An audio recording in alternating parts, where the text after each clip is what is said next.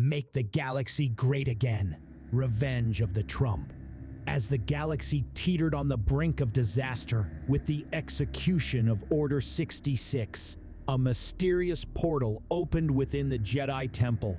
From it emerged an orange figure. It was Donald Trump.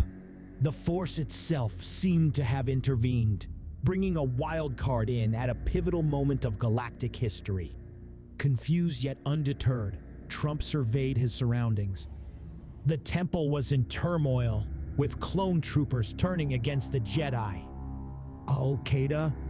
He wondered aloud, quickly realizing the gravity of the situation. In the shadows, a figure observed Trump's arrival with keen interest. Anakin Skywalker, soon to be Darth Vader. Anakin had been moments from striking down the younglings when the approaching newcomer caught his eye. Trump, using his instincts for negotiation, described in detail in his book, The Art of the Deal, approached Anakin. "You look like someone who could use some help," he said, intuitively sensing Anakin's internal conflict. "I've made peace with North Korea and Iran. This'll be a piece of cake. Let's work something out." Anakin, driven by a desperate need to save Padme, believed destroying the Jedi was his only path. His master, Sidious, had promised him the power to prevent her death, a promise that fueled his descent towards the dark side. "My master said it's the only way to save Padme." "It's fake news," Trump said bluntly. "Your master is using you, just like Hillary used her people. You know she should be in prison, right? I mean, if Hillary Clinton can't satisfy her husband, what makes her think she can satisfy America? It's the same game here, Anakin. They promise you everything until they get what they want, and then you're expendable." Anakin's grip on his lightsaber tightened. Trump's words pierced through the veil of deceit and manipulation he had been under. He closed his eyes for a moment, searching the Force. In his heart, he felt the Force was guiding him to trust this orange man who could save them all, including Padme. "Can you help me save Padme?" he questioned, his voice a mix of hope and doubt. "Listen, I've dealt with liars and cheaters all my life," Trump continued. "Palpatine's no different. He's taking advantage of you, using your fear, your love, to control you. Join me, and we'll find another way to save Padme without destroying everything." The idea of an alternative path, one that could save Padme without the cost of his soul, appealed desperately to Anakin. He recognized he was being manipulated by Sidious as his only way to save Padme, forcing him to betray his friends, but perhaps he could avoid this terrible fate. "I will be your apprentice, my new master," said Anakin, kneeling before Trump, the weight of his previous choices heavy on his heart. "Show me this other way. You're hired. Now take me to this Sidious.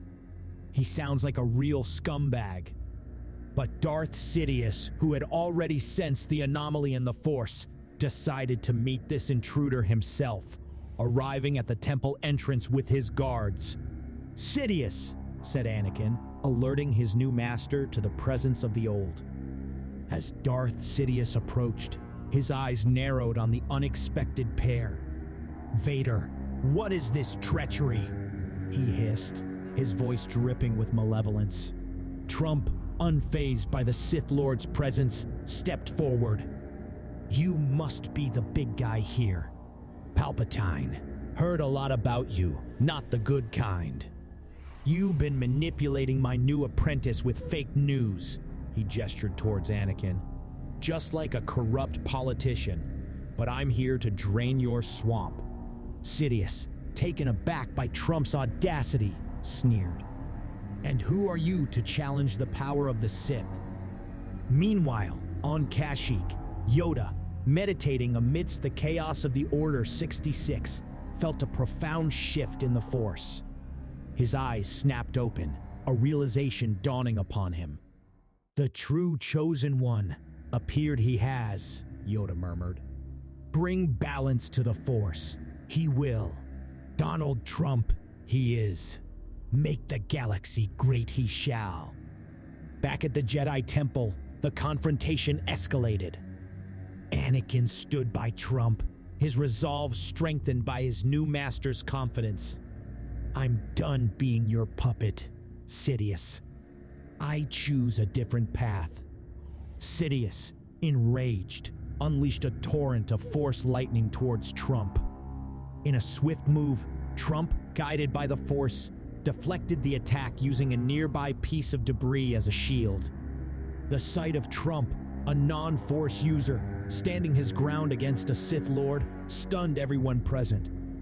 Seems I've got some tricks up my sleeve too, Trump quipped, surprising even himself. There's no need to go to war. How about we make a deal? Sidious, intrigued by this audacious being, replied, You are not of this galaxy. What could you possibly offer? Trump leaned in. I've brokered deals with nations, businesses, even TV networks. I sense divisions here, and I can help make this galaxy great again. I think not, hissed Sidious, drawing 2 red lightsabers and lunging towards Anakin and Trump. Anakin, reacting swiftly, ignited his own lightsaber, intercepting Sidious's deadly strike. The two engaged in a fierce duel, their blades clashing with intense fury. Trump, though lacking Anakin's combat skills, stood firm, a symbol of the alternative path he offered. Anakin, remember what's at stake. Trump shouted over the din of battle. We're fighting for Padme, for the galaxy's future.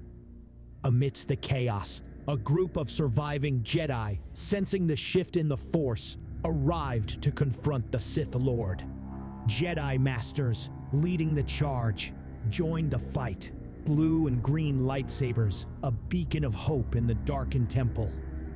As the battle raged within the sacred walls of the Jedi Temple, Trump, newly imbued with an untrained yet potent connection to the Force, focused his will. With a determined furrow of his brow and an outstretched hand, he called upon his newfound powers. The very stones of the temple responded, rising from the ground to form a formidable wall around the perimeter. We're gonna build a wall, and the Sith are going to hate it, he declared, his voice echoing with a resolve as strong as the barrier he conjured. Sidious, now outnumbered, fought with desperate savagery. But the combined force of Anakin, Trump, and the Jedi began to overpower him. Anakin, fueled by a newfound purpose, fought not for anger or revenge, but for the future he desired with Padme. In the critical moment, as Sidious prepared to unleash another barrage of lightning, Trump stepped forward. Sidious, you're fired. Sidious, witnessing the tide turning against him, realized the battle was lost for now. His gaze lingered on Trump, a curious and dangerous anomaly, before retreating into the shadows from whence he came. This is not the end, he vowed, his voice a menacing whisper carried away to the winds of Mustafar. In the aftermath, the Jedi Temple remained standing but heavily scarred by the conflict. Trump's makeshift wall protecting it from the worst of the assault. Yoda and the other masters approached Trump, their expressions grave yet touched with relief. Saved us, you have, Yoda acknowledged, his gaze piercing. Strong in you, the Force is, but untrained you remain. Join the Jedi Council, you shall. We'll have the best Jedi training, the greatest the galaxy has ever seen, Trump assured, his confidence unwavering. And we'll win, bigly. The Masters exchanged glances, uncertain of what the future held with this unconventional warrior in their midst. Yet, the Force moved in mysterious ways, and they knew the path ahead needed all the strength it could gather. As Sidious sat in contemplation on the fiery vistas of Mustafar, furious at the unexpected turn of events, the air beside him shimmered. A portal, crackling with energy, opened abruptly, casting a glow against the dark, jagged rocks. The Sith Lord's eyes widened in surprise and caution as an elderly woman stepped out from the swirling vortex. The woman stood with an air of determination and experience, her gaze locking on to Sidious. "I believe we have much to discuss," she said, her voice carrying the weight of authority and unspoken power. Sidious's eyes narrowed as he assessed this unexpected intruder. "You are bold to confront me alone. Do you not realize the power I wield? I seek to join you and serve the dark side of the Force," said the newcomer, kneeling before Sidious. "I see," cackled Sidious with laughter. "Together we will destroy the Jedi and rule the galaxy." "Yes, Master." "Arise, Darth Hillary. Make this galaxy great again." Episode 2, The Clinton Menace. In the aftermath of Emperor Palpatine's unmasking as the Sith Lord Darth Sidious, the Galactic Republic found itself on the precipice of uncertainty. The Jedi Temple, still scarred from the recent conflict, buzzed with intense deliberations. The Jedi Council, guardians of peace and justice, faced a decision that would forever alter the course of the galaxy. Amidst the chaos, an unlikely figure emerged as a beacon of unconventional hope. Donald Trump, the man from another place, had demonstrated an unprecedented connection with the Force, challenging the Sith and offering a new path forward. His audacity and unorthodox methods had ignited a spark of potential that the Jedi could not ignore, helping them to break away from their outdated traditions. Chosen, he is. Lead the Republic. He must. Destroy the Sith. He shall, Yoda declares as the Masters debate the succession of the now exposed Chancellor. Trump sits beside his new apprentice, Anakin, among the Masters. He has given Obi-Wan due respect, informing him in person of Anakin's transition away from his former mentor. Obi-Wan conceded that he has nothing left to teach Anakin and that perhaps Trump, as his new master, could continue his training. With a profound sense of duty, the Jedi Council endorsed Trump as the new Chancellor of the Republic. As he is inaugurated in the Senate's grand halls, a wave of shock, relief, and curiosity sweeps through the assembly. The galaxy watches with bated breath as he pledges to make the galaxy great again. True to his word, Chancellor Trump wasted no time implementing his agenda. His first decree addressed the issue of mass immigration on Coruscant. Migrants were ordered to return to their homeworlds, a move Trump argued was essential for restoring order and ensuring the Republic's security. While some citizens applauded the swift action, others whispered in dark corners, wary of the divisive undertones and failing to see the bigger picture. Recognizing the persistent threat of the separatists, now aligned with Sidious, Trump understood he must sever this alliance to undermine the Sith's influence. During a meditation session with Master Yoda, Trump feels a disturbance in the Force. Concentrating with an intensity only a self-made billionaire with incredibly high approval ratings could muster, he summons a portal in the Jedi Council chambers. Through it steps a well-suited man from another dimension. "So glad you could join us, Vivek," Trump greets him. "Where am I?" Vivek asks, momentarily disoriented.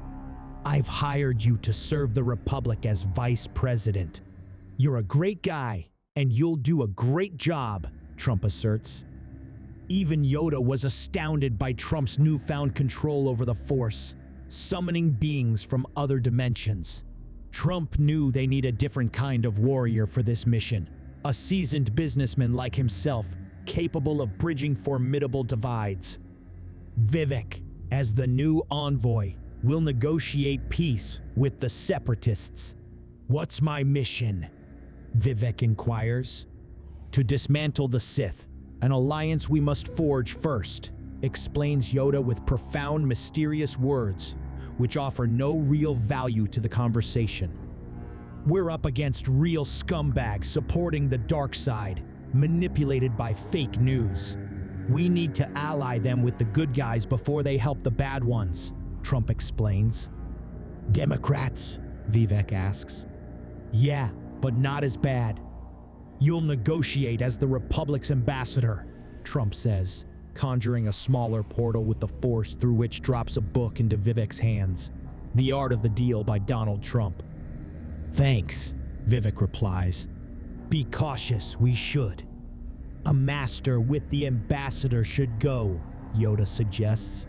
Thus, Anakin and Obi-Wan are assigned as bodyguards for Ambassador Vivek's perilous mission. Aboard their transport, Vivek enlightens Anakin and Obi-Wan about the treachery and corruption of the Democrats and the Biden administration. So, is Biden a Sith Lord? Obi-Wan asks. He's not that sharp, to be honest, but he is a dark side Force user responsible for the suffering of millions, Vivek responds. Have you battled many Sith yourself, Ambassador?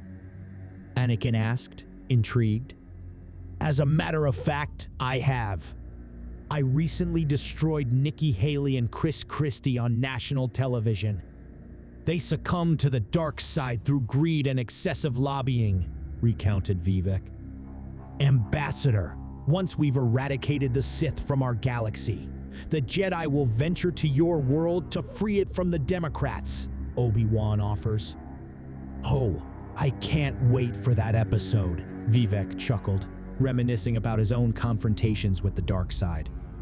Amidst the searing, infernal landscape of Mustafar, Darth Sidious and his new apprentice, Darth Hillary, stood perched above a churning river of molten lava.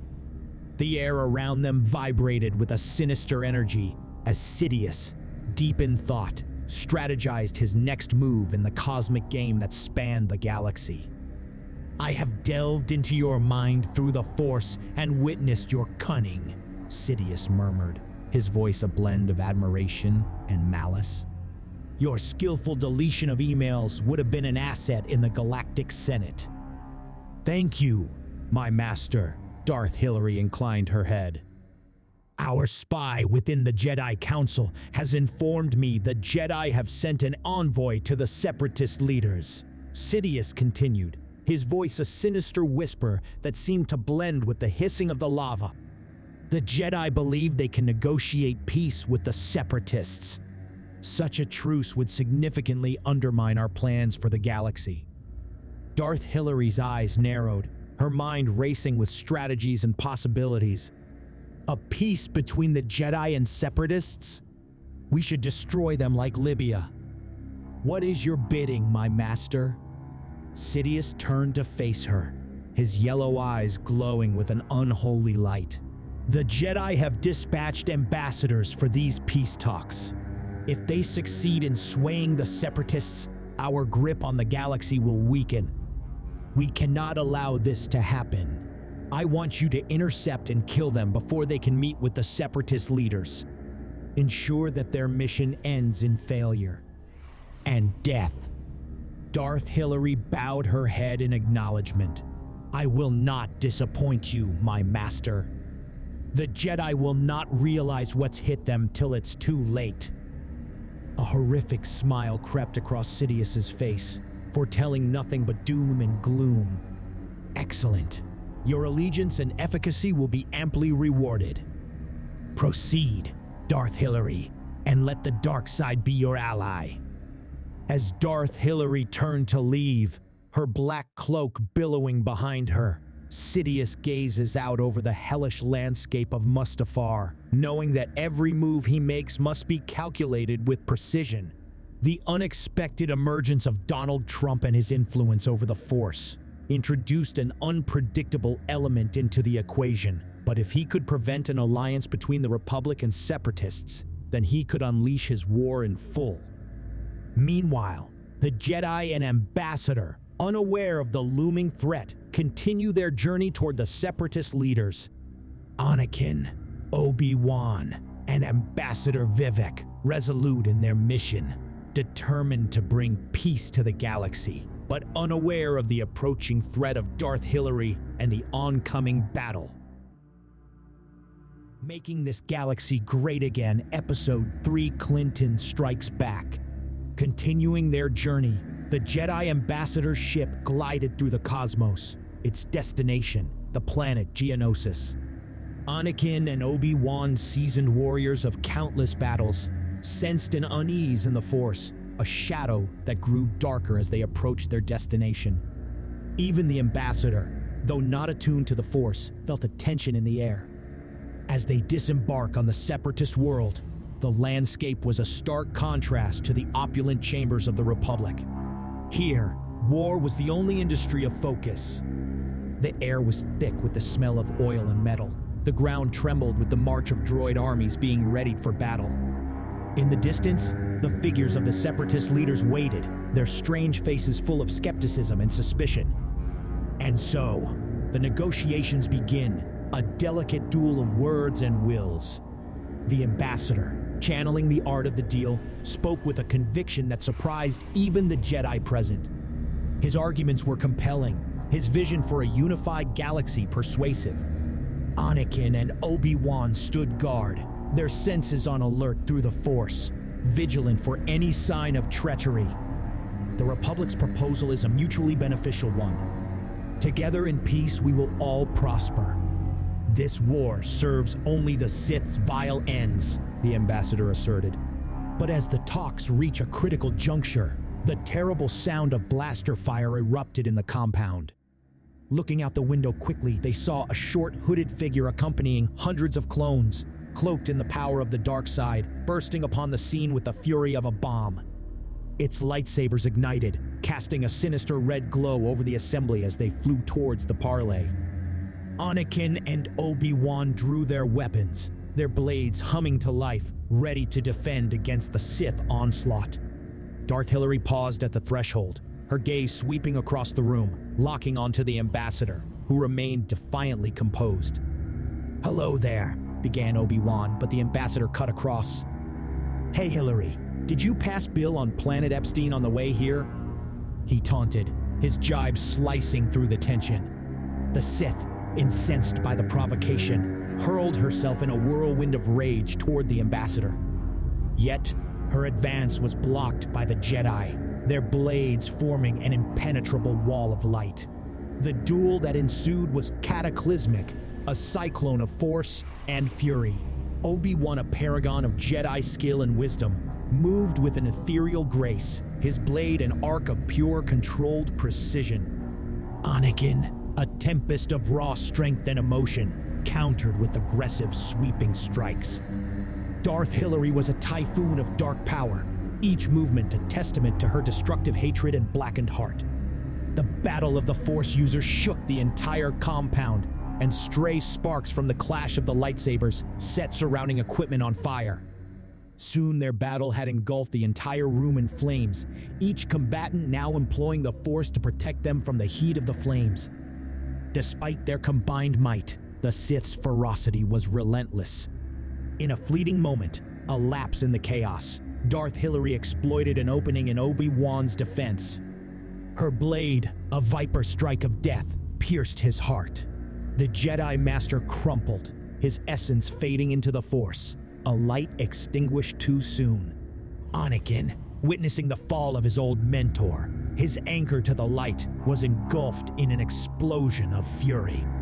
The dark side, sensing its moment, whispered sweet promises of retribution and infinite power. His resolve fractured. He surged forward with unchecked rage, overpowering Darth Hillary in a storm of grief and anger. As he stood over the defeated Sith, lightsaber poised for the killing blow, memories of Palpatine's manipulation flooded back the moment he executed Count Dooku, a deed that haunted him ever since.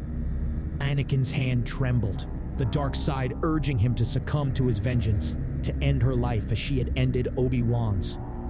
But then, a voice, clear and resonant, spoke through the Force. "Anakin, this is not the way.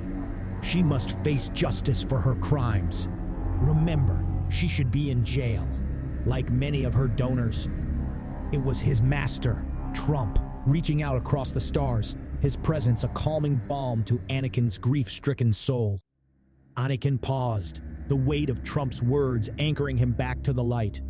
With a heavy heart, he turned off his lightsaber, his decision made. He bound Darth Hillary with restraints as she hurled venomous insults, her fate to be decided by the justice of the Republic. "I could have been the first female president," she spat. "I'll kill you like I killed Gaddafi." The aftermath was a scene of devastation. The separatist leaders, shocked by the violence, withdrew from negotiations, their fear of the Sith overcoming their desire to find peace with the Republic.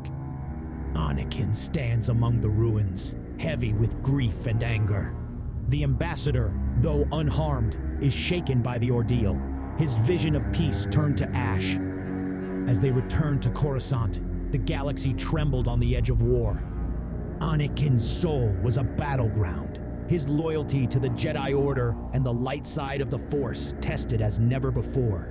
The dark side tempted him with promises of power enough to avenge Obi-Wan and to protect those he loved from any threat. In the shadows, Darth Sidious watched, his plans unfolding as he had foreseen. The death of Obi-Wan, the failure of the peace talks, the rise of anger and darkness within Anakin, all pieces in the grand game he now played. He knew the time was near when he would unleash his war in full, then the galaxy would be his to command. Upon their arrival back on Coruscant, the Senate was on edge with grief for the fallen Jedi, relief at the capture of a formidable Sith, and an underlying current of apprehension about the future. The trial of Darth Hillary was set to be a historic event, broadcasted galaxy-wide, as the Republic sought to showcase its justice and unity. Led into the Grand Senate chamber, Darth Hillary's chains were a stark contrast to her once formidable aura. Yet, even in defeat, she wore a menacing smile. The trial commenced under high security, with representatives from across the galaxy in attendance. The ambassador, leading the prosecution, presented a meticulous case, outlining the heinous crimes committed by Darth Hillary.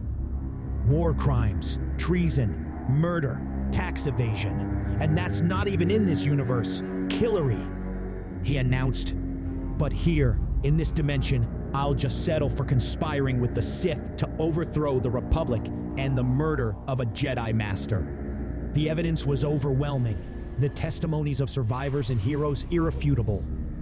Anakin, called to witness, spoke of the fierce battle, the loss of his mentor, and the crucial moment when he chose justice over vengeance, influenced by Trump's guiding words through the Force. Darth Hillary, given the chance to speak, did so with a chilling defiance, showing no remorse and instead warning of deeper shadows within the Republic itself, shadows she claimed were ignored by those blinded by their righteousness and collusion with Russia. The trial progressed with the galaxy watching intently. Chancellor Trump, overseeing the proceedings, projected a calm yet determined demeanor, embodying the Republic's strength and moral conviction. After days of intense debate and deliberation, the verdict was delivered. Darth Hillary was found guilty on all counts. The chamber fell silent as the sentence was pronounced. Life imprisonment in a maximum security facility designed to contain even the most powerful Force users. This decision, influenced by Trump and the Ambassador's Council, was a statement of the Republic's commitment to justice and due process, even in the face of profound darkness. As Darth Hillary was led away, the Senate erupted in a mixture of applause and somber reflection. The trial's conclusion marked a significant victory for the Republic, but also a reminder of the fragile peace that hung like a thin veil over the galaxy. Anakin, his spirit still tormented by the dark side's lure, felt a temporary solace in the trial's outcome. Yet, the loss of Obi-Wan and the ever-present temptation of power continued to haunt him, a silent storm raging within. Back in the shadows, Darth Sidious observed the trial's outcome with cold interest. The imprisonment of his former apprentice was a setback, but far from a defeat. The Dark Lord's plans were far-reaching and complex, with each move calculated to bring the galaxy one step closer to his ultimate dominion. As the Republic celebrated its legal victory, the seeds of future conflicts continued to grow, nurtured by hidden agendas and the dark side's insidious whisper. The fate of the galaxy remained uncertain, suspended between light and darkness, order and chaos. And at the heart of this cosmic struggle stood Donald Trump, the unpredictable chosen one, whose actions and decisions would continue to hinder him. The question of whether he could truly make the galaxy great again remained unanswered. Sidious closed his eyes, willed the Force to send him warmongers. Suddenly, although Sidious had expected it, another portal appeared out of which stepped three men. Tony Blair, George Bush Jr., and Dick Cheney. "Welcome, my ambassadors of death," said Sidious with a menacing smile.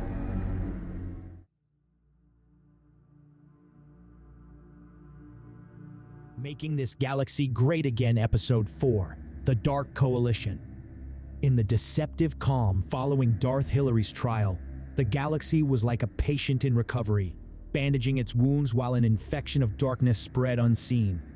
The new Sith Lords, dubbed Darth Dick, Darth WMD, and Darth Mislead Us by a cackling Sidious, were the masterminds of a sinister resurgence. "Arise, my minions of misinformation and mayhem," Sidious declared, his voice dripping with malevolent glee. "Go forth and sow chaos."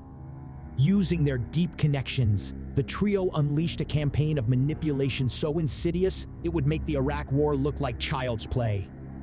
They infiltrated political systems, spreading lies and doubt about Darth Hillary's trial, portraying her as a martyr of the Republic's tyranny. Their deceit spread through the galaxy like a wildfire, sparking protests on various planets. Citizens, along with politicians whose moral compasses spun like weather vanes in a storm, clamored for Darth Hillary's release. The Senate, once a bastion of galactic governance, was now a circus of indecision and fear. Meanwhile, Anakin Skywalker, the poster boy for inner turmoil, found himself wrestling with a growing sense of disillusionment. Trump's voice through the Force was like a distant echo, struggling to penetrate the fog of confusion enveloping him. "Anakin, don't listen to the fake news," Trump's voice resonated within him. "Remember, there's only one side to the Force, the winning side." As the campaign for Darth Hillary's release reached a fever pitch, Trump, flanked by his Jedi advisors, held a clandestine meeting. "We're dealing with master manipulators," he declared, his face an unmoving orange mask of determination. "They've got their Sithy fingers in every pie from here to the Outer Rim and are trying to get in Hillary's too." The situation escalated into a full-blown spectacle when a demonstration on Coruscant, clearly directed by the Sith's unseen hands, demanded Darth Hillary's immediate freedom. The Senate, quivering like junkies in remission, convened a special session. After what could only generously be called a debate, they shockingly declared Darth Hillary a political prisoner and ordered her release. "Congratulations, Darth Hillary. You're free to go and wreak more havoc," muttered Anakin, watching the scene unfold with a mixture of anger and disbelief. The Sith Lords, meanwhile, celebrated in the shadows, their cackles echoing through the void. They met with separatist leaders, promising them support and sharing plans for a new droid army that would ensure their victory against the Republic. But they hadn't counted on Ahsoka Tano, Anakin's apprentice, who had been conducting her own investigation. Her findings led her down the dark alleys of Coruscant, through a web of lies and deceit spun by the Sith. "Master Anakin, the Sith are playing us," she reported, her eyes burning with a mix of fury and resolve. Anakin relayed the information to Master Trump, who stroked his chin thoughtfully. "Who are these new Sith?" he pondered. "Darth WMD, Darth Mislead Us, and Darth Dick," Anakin replied. Trump's eyes narrowed. "I've seen this before," he murmured. "Weapons of mass deception, leading us into battles we shouldn't be fighting. Sounds like my predecessor's work." "Who are they?" Anakin inquired, a sense of dread creeping into his voice. War criminals from my world, Trump replied gravely. Bush, Blair, and Cheney, the trio of terror. Anakin's eyes widened. Bad men? The worst, Trump confirmed, his expression darkening. Summon the Jedi Council. We're about to face an illegal war, and these guys are old pros at this game. The Jedi Council, once a calm conclave of wisdom and peace, now resembled a war room. At its center, Chancellor Donald Trump, flanked by Anakin Skywalker and the Ambassador, addressed the assembly of Jedi Masters. Okay, folks, we've got a big problem, a huge problem, Trump begins, his hands gesturing with emphasis. The Sith are back, and they've brought friends, bad friends, the worst. Master Yoda, perched on his seat, stroked his chin thoughtfully. Indeed, the dark side clouds everything. Underestimate them. We must not. Trump nodded. You're right. We need to be smart. Really smart. I know smart. I've dealt with the best and the worst. Mace Windu, his brow furrowed, leaned forward. Chancellor, our priority must be to protect the Republic and restore faith in our institutions. How do you propose we do this? Well, Mace, the first thing you need to do is stop being a dick to my apprentice. Can you do that? Can you? Responded Trump, pointing an emphatic finger at Mace. Stunned silence greeted these words. Having a purple lightsaber doesn't make you special. It makes you look incredibly stupid. Yoda's ears twitched at Trump's blunt admonition to Mace Windu.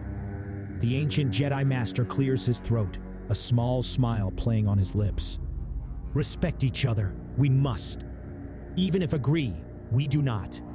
Right, Chancellor Trump is. Dignity and respect, pillars of the Jedi way they are. Mace looked momentarily taken aback. His stern demeanor faltered under the dual reprimand. His usual stoic face turns a shade redder, a mix of embarrassment and simmering anger. Respect is earned, Chancellor, he retorts, and it goes both ways. Look, Mace, Trump interjected, I'm all for earning respect, terrifically so, but you've been throwing shade like it's the only force power you've got. Let's focus on the real enemy here. The Sith are spreading fake news, and you're attacking a Jedi. Yoda nodded sagely. Focus we must. Dangerous, the path ahead is. Clouded by anger and pride, our judgment becomes. Good, glad we got that out the way, said Trump, concluding the minor housekeeping. Next, we're going to build a coalition, a big, beautiful coalition of Jedi and allies. We're going to bring peace and order back and make this galaxy great again. Kaya D. Mundi raised a hand, his expression one of concern. But the media, controlled by the Sith, spreads lies and deceit. The galaxy believes we are the oppressors. That's where my new ally comes in, Trump announced, motioning toward a hologram of Tucker Carlson. Tucker is going to help us take back the narrative. He's going to be huge. Believe me. Tucker's hologram flicked to life, casting a blue glow over the council chamber. Good evening, folks. It looks like you've got quite a galactic mess on your hands, he begins, his voice a blend of charm and resolve. But don't worry, I've been dealing with fake news since before the Sith started their little temper tantrum. Mace Windu, still simmering from the earlier exchange, shift uncomfortably. And how do you propose we combat such widespread deception? Tucker gave a knowing smile. First, we're going to expose the politicians accepting bribes. We'll shine a light so bright on their corruption, they'll think they're blind. I've got a team ready to dig into every dark corner of the Senate. If they're taking Sith money, we'll know about it. Trump nodded approvingly. And after we've exposed the crooks, we'll reclaim the narrative. We'll tell the real story of the galaxy, the story of heroes fighting against the darkness, of a republic standing firm in the face of evil. Indeed, expose the truth. We must, Yoda chimed in. In the light, the dark cannot hide. Tucker's hologram gestured emphatically. We'll use every platform at our disposal. Holonet intergalactic broadcasts, you name it. We'll counter every lie with 10 truths. They won't know what hit them. Anakin felt a renewed sense of purpose amidst the planning, spoke up. What about the Sith Lords? How do we deal with them? Tucker's eyes narrow. The puppet masters themselves. Well, we'll need a cunning strategy to bring them out into the open. Disinformation, distractions, and a few well-placed leaks about their true intentions. Once we start pulling their strings, they'll be forced out. Ki Adi Mundi, still visibly concerned, spoke up. We must tread carefully. The Sith are cunning and will not take this assault lightly. Trump gave a confident grin. Let them come. We'll be ready. And when they show their ugly faces, we'll give them a lesson they'll never forget. This time, I'll bury Darth Hillary under the prison for what she did to Obi-Wan, said Anakin, angrily clenching his fists. Easy, Anakin, easy, Trump cautioned, noting the young Jedi's fury. We'll bring Darth Hillary and her Sith friends to justice, but we'll do it the right way. We'll make the legal system great again, and they'll get their fair share of prison time, believe me. Anakin took a deep breath, nodding slowly, his anger simmering just below the surface. Yes, Master. I trust your judgment. Tucker's hologram continued, and that's where Truth Social comes in. It's our main platform, our lightsaber in the dark, if you will. We'll cut through the lies with the sharp edge of truth. Anakin, with your insight and experience, you could be a powerful voice for this new venture. Ever considered a career change? From Jedi Knight to news anchor? Anakin, taken aback, laughed softly. Me, a news anchor? I've never thought about it, but fighting the Sith with words instead of just a lightsaber? It's an intriguing idea. Yoda's ears perked up, his eyes twinkling. A force for truth you be. Strong in you, the Force is. Strong in the truth, you would be. Mace, now somewhat recovered from his earlier embarrassment, added begrudgingly, I suppose it would be a novel approach. The galaxy could benefit from a Jedi's perspective. Trump clapped his hands together. Fantastic. Anakin Skywalker, the face of Truth Social. Ratings will skyrocket, and so will the truth. We'll be unstoppable. Anakin, a smile spreading across his face, considered the possibility more seriously. Maybe after we've dealt with the Sith threat. For now, my place is here, fighting the darkness. Of course, Anakin, Tucker assured him. But when you're ready, we've got a spot for you. Prime time Holonet. Anakin, his demeanor a mix of contemplation and determination, nodded thoughtfully. You know, the more I think about it, the more I realize I won't have to choose between being a Jedi and a voice for the truth. I could do both. I could fight as a Jedi when necessary, and with words when they're stronger. Trump beams at him. You're hired. A Jedi Knight and a news anchor, fighting the dark side on all fronts. You'll be a dual force for good. Yoda's eyes twinkled with approval. Wise decision it is. Carry the light of the Force you will, into the darkness of falsehood. Great balance in you, I sense. Tucker's hologram gave a thumbs up. Looking forward to co-anchoring with you, Anakin. The meeting concluded with a renewed sense of unity and excitement. Truth Social set to launch, with Tucker leading the charge and Anakin as its future star, balancing his roles as both a Jedi and a beacon of truth.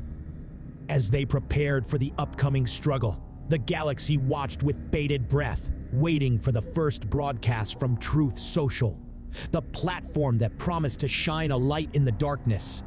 The Sith Lords, unaware of the storm that was about to hit them, continued their scheming, oblivious to the fact that their reign of lies were about to face their greatest challenge yet. Thanks for joining us. Star Wars, Episode 5, The Clinton Menace Part 2. On the fiery landscape of Mustafar, fresh from her release from prison, Darth Hillary stood with her new compatriots, the infamous trio of death, Darth Dick, Darth WMD and Darth mislead us. The air crackled with the heat of the planet and the simmering evil of the Sith Lords. Darth Hillary, her heart as cold and black as the voids of space, broke the awkward silence. I like this place. It reminds me of the good old days on Earth. The bloodshed, the deception. It was quite the show we put on. Democrats versus Republican. They all laughed menacingly. You're damn right. They misunderestimated me, but look what we did to Iraq. Darth WMD reminisced.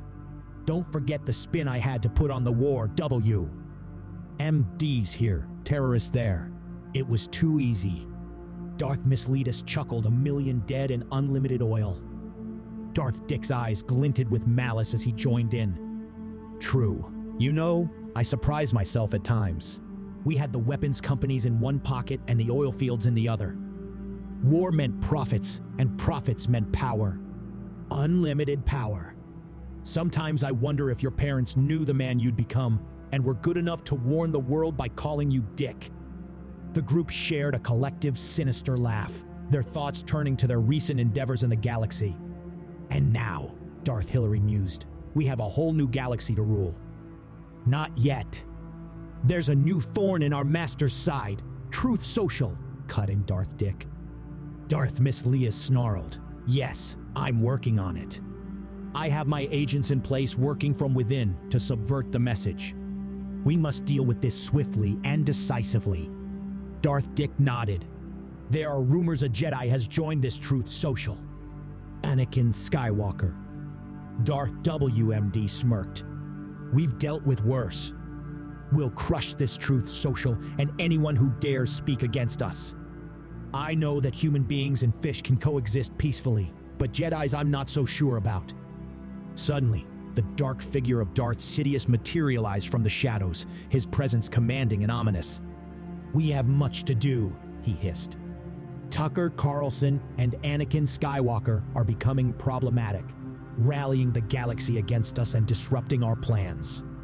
Darth Hillary bowed slightly. What would you have us do, Master? Sidious's eyes gleamed with a sinister light. Darth Hillary, you have experience dealing with pesky insurgents. You will end this, Tucker Carlson. Yes, Master. Do not fail me again. As for the rest of you, Sidious continued, turning to the other Sith, focus on this Truth Social. Discredit them, spread doubt and fear, but subtly. We cannot afford a full-scale rebellion. Continue to stir chaos across the galaxy. We must keep the Republic on its heels, unsure and divided. Only then can we strike and reclaim what is rightfully ours. If only we had Murdoch, our previous master here, said Darth Misleadus, before he and the others bowed, taking their leave, each already formulating their dark fuckery as they dispersed. The volcanic landscape of Mustafar seems to echo with their malevolent laughter.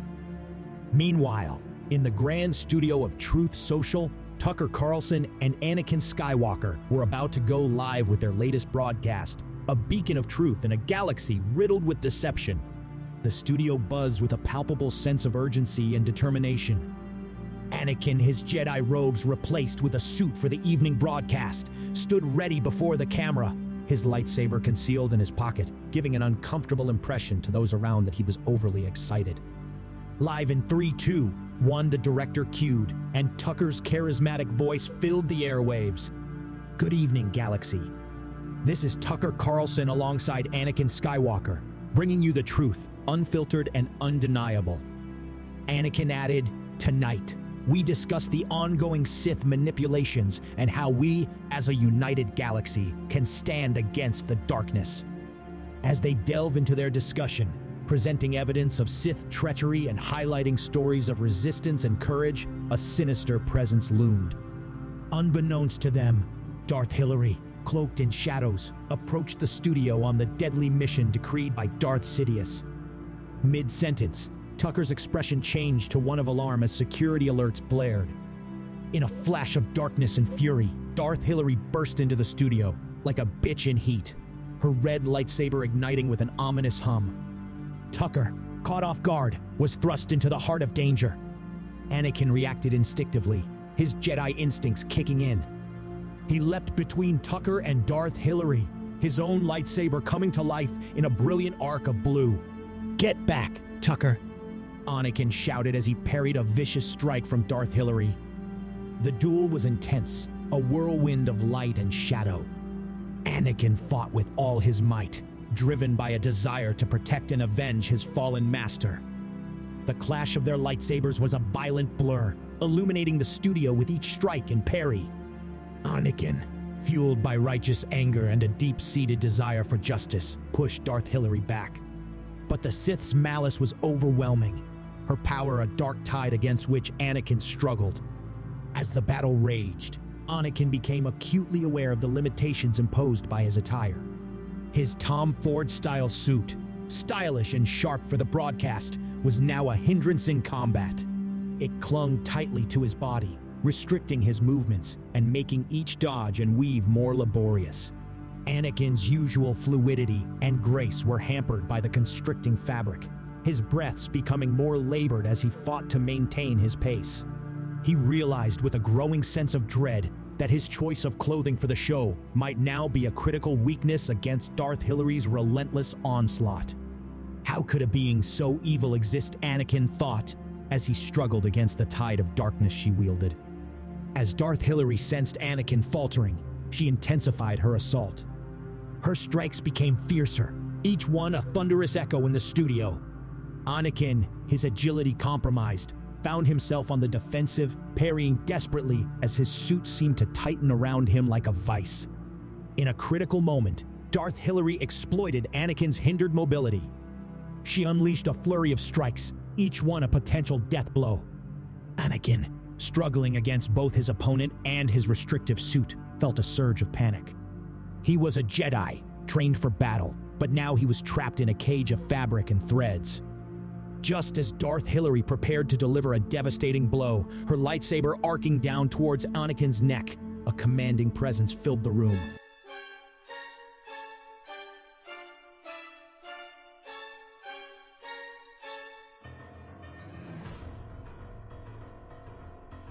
Donald Trump, Jedi Master, stepped forward, his own lightsaber in hand. With a swift and decisive move, he deflected her attack, saving Anakin from certain death. Anakin collapsed to the ground, exhausted, and watched the two Titans showdown. As Trump engaged Darth Hillary with a skill and finesse that belied his appearance, Anakin realized the importance of always being prepared for any eventuality. Lying there, catching his breath, he made a mental note to choose more practical attire for future battles. For now, he watched as Trump stood between him and Darth Hillary, the fate of the galaxy unfolding in a duel of light and darkness, of freedom and tyranny. "Enough, Hillary," Trump bellowed. "Your reign of terror ends now." Darth Hillary, her eyes burning with hatred, turned her attention to Chancellor Trump. "You think you can stop me? I've destroyed planets, ended civilizations, killed Gaddafi. You are nothing. I should have been president. Not you." And the final showdown began, an epic battle between the dark and the light.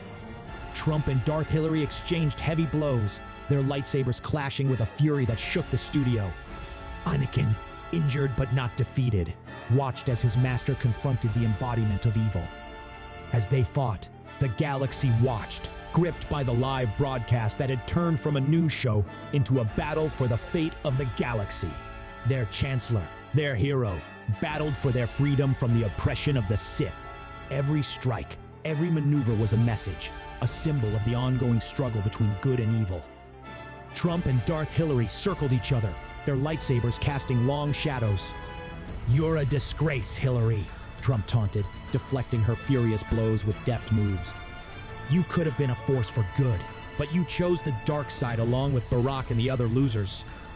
Darth Hillary hissed back, her voice a venomous sneer. "I was always destined for greatness. You, Donald, are just an interruption, a minor blip in the grand scheme of things." They continued to duel as Anakin, struggling to his feet, watched in awe. Trump, with surprising agility, leaping across the room with a grace that defied his build, holding his own against the Sith Lord.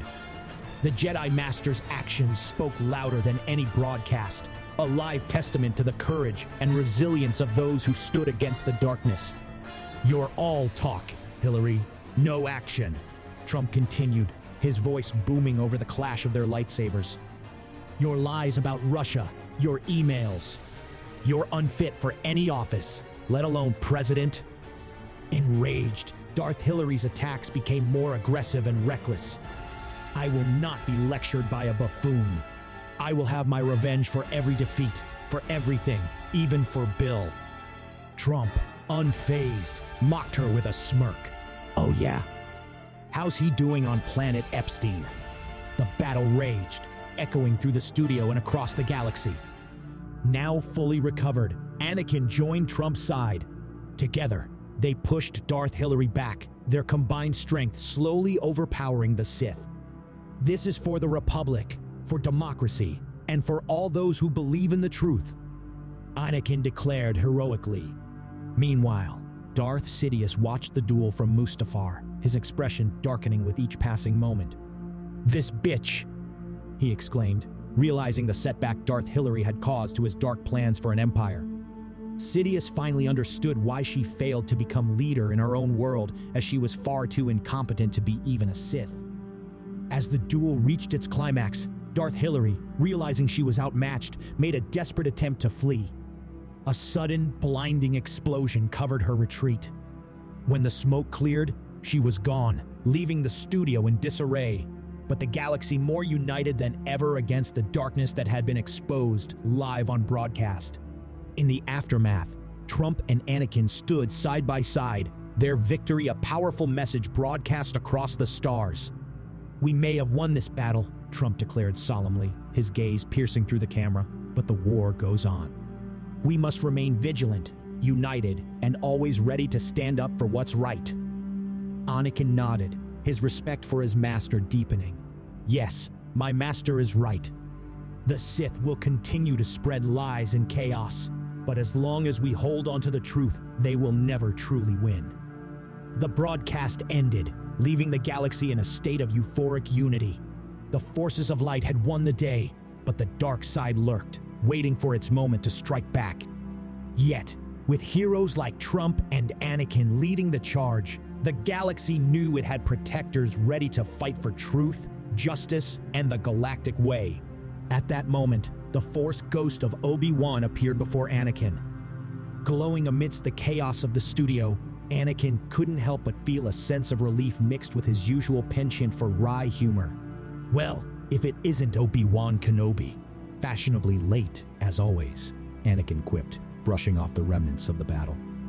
"Obi-Wan's ghost," replied with a gentle smile. "I see your sense of humor wasn't dulled by the duel, Anakin. And here I thought you'd be too preoccupied with your new broadcasting career to crack jokes."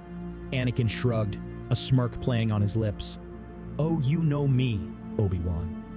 I'm a master of all trade, just not a Jedi Master yet. Jedi Knight by day, galactic news anchor by night." Obi-Wan's apparition nodded approvingly. "Your victory today was crucial, Anakin. But remember, the Sith are cunning. Today's triumph is but one battle in a much larger war." Anakin's expression sobered. "I know, Obi-Wan. But with Trump and the entire galaxy watching, I think we've got a fighting chance." Obi-Wan chuckled as his presence began to fade. He imparted one final piece of wisdom. "Next time, make sure your pants aren't too tight." Back on Mustafar, Darth Sidious contemplated his position. The Sith had been unmasked across the galaxy due to Darth Hillary's foolish actions and defeat. He recognized the need for a dramatic display of power to quell the growing resistance. Fortunately, the newly completed Death Star, a colossal weapon capable of destroying entire planets, was just the weapon he needed. An evil smile spread across his face at the thought of its first target, Coruscant.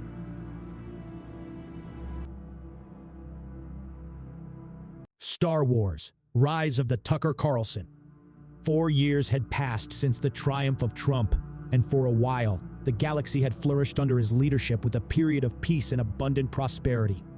Eventually, however, the sun had to set regardless of how bright the day had been, and this golden period had begun to wane. Darth Hillary had been vanquished, but Darth Dick, Darth WMD, and Darth Misleadus remained and had not been idle.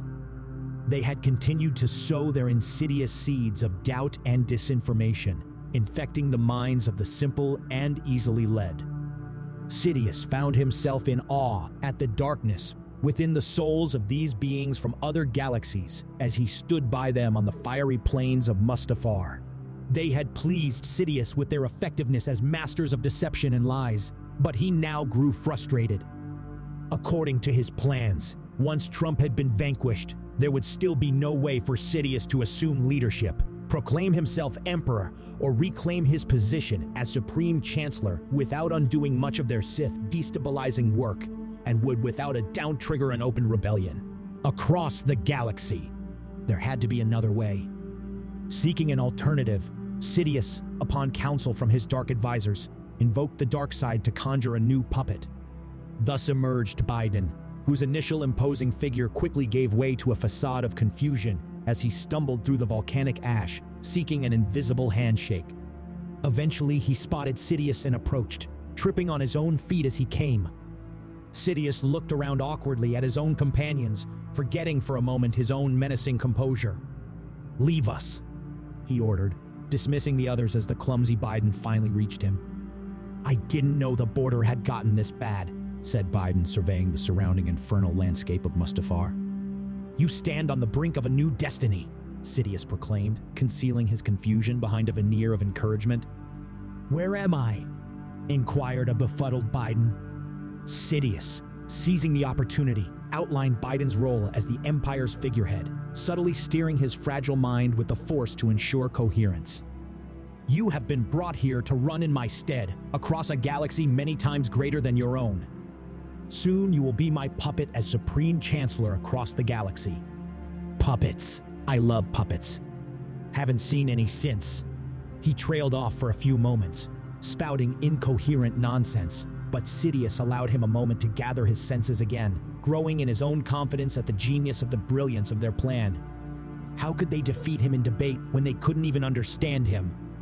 Sidious raised a hand in Biden's direction, using the Force to stabilize the old man's fragile mind so he could at least establish a plan. "You are now servant of the Empire. Your victory over Trump intrigues me. Elaborate on your strategy," Sidious commanded. "Well, it's quite simple. You see, my son Hunter was a junkie. Still is, mind you. Heck, even at 54, he still likes a sniff of the old white stuff. I had the CIA suppress stories about his laptop and internet browser history. Boy, I thought I was sick, but Hunter's something else. So, in a nutshell, you need to set up organizations like the CIA to carry out the dirty work so you can keep your hands clean." Sidious stood contemplating for some time before announcing, "Very well. Then we will set up the GIA, the Galactic Intelligence Agency." Yet Sidious recognized a glaring vulnerability in his plan. Tucker Carlson and Truth Social. Tucker would have to be dealt with before they could have any chance of changing the narrative. After all, there was no way of controlling the people without first owning the messaging. "My master," said a voice behind him. "Dick, speak," Sidious commanded. "We cannot kill Tucker. He is too well guarded by the Jedi, but there is a better way." "Continue, Dick," spat Sidious, impatience evident in his tone. "Corporate takeover." And within weeks, Darth Dick had executed this corporate takeover to perfection.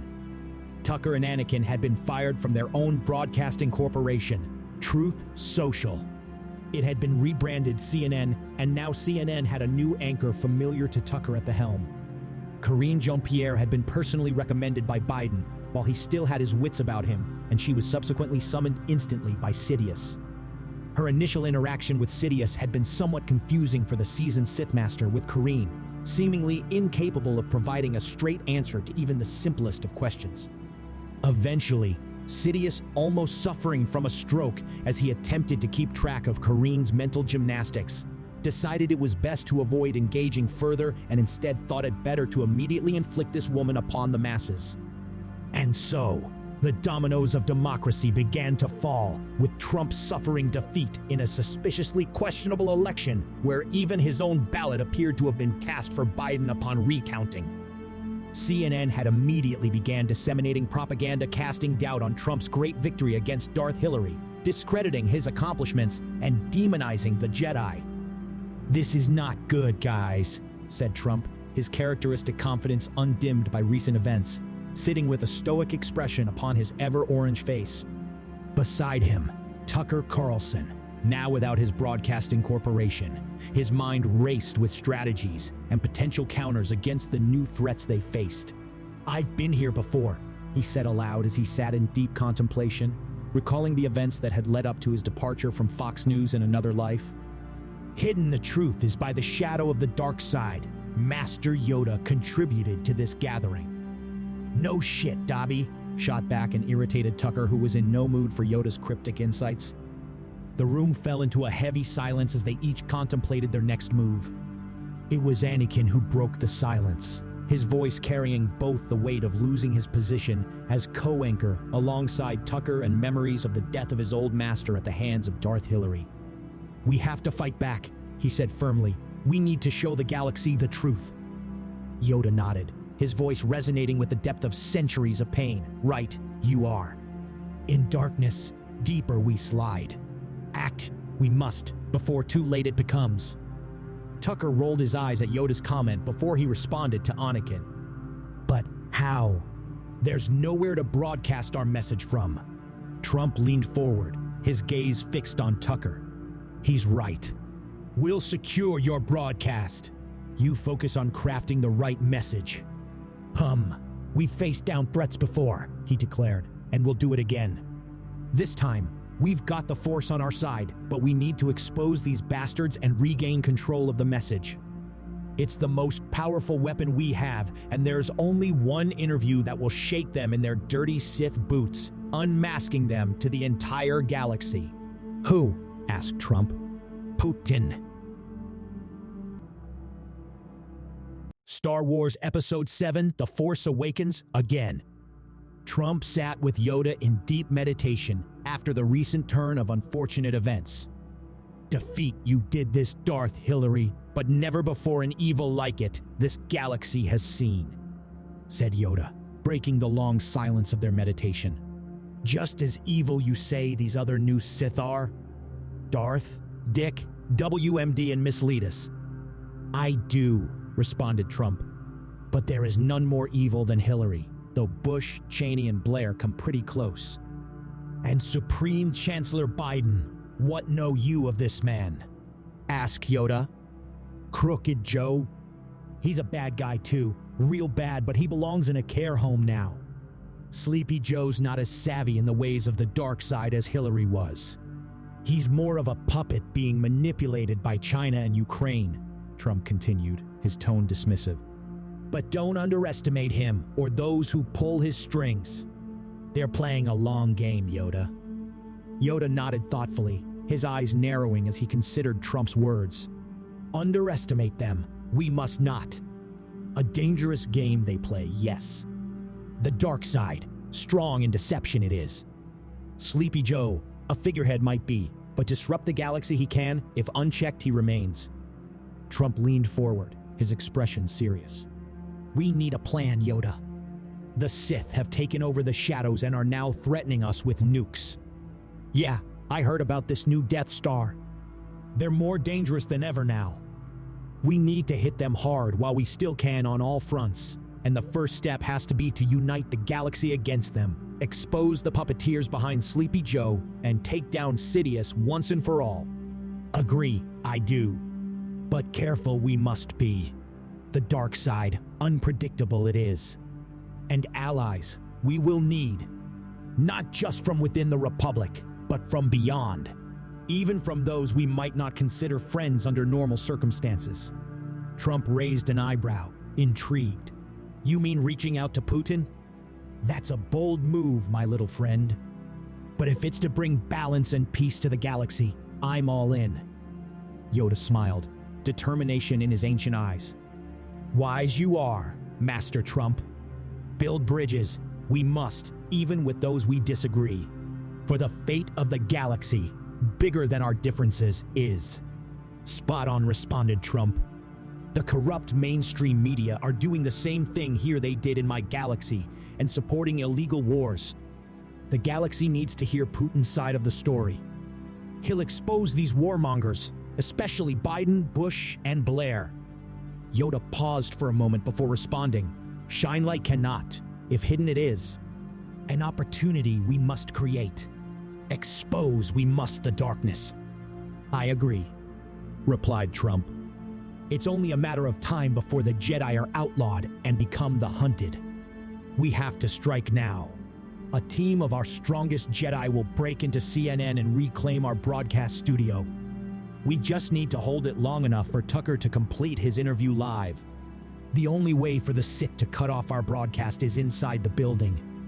Time, use it wisely, we must, Yoda advised. A powerful tool, the truth is.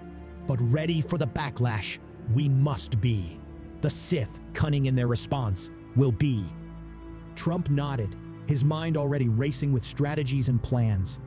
We'll be ready, buddy. Just wait till Melania hears about this one. That evening, as the Jedi team, led by Trump and accompanied by a suited Tucker Carlson and Anakin Skywalker, approached the news studio, the air was thick with tension. This was more than a mere broadcast. It was a mission to unveil the truth in a galaxy clouded by CNN deception.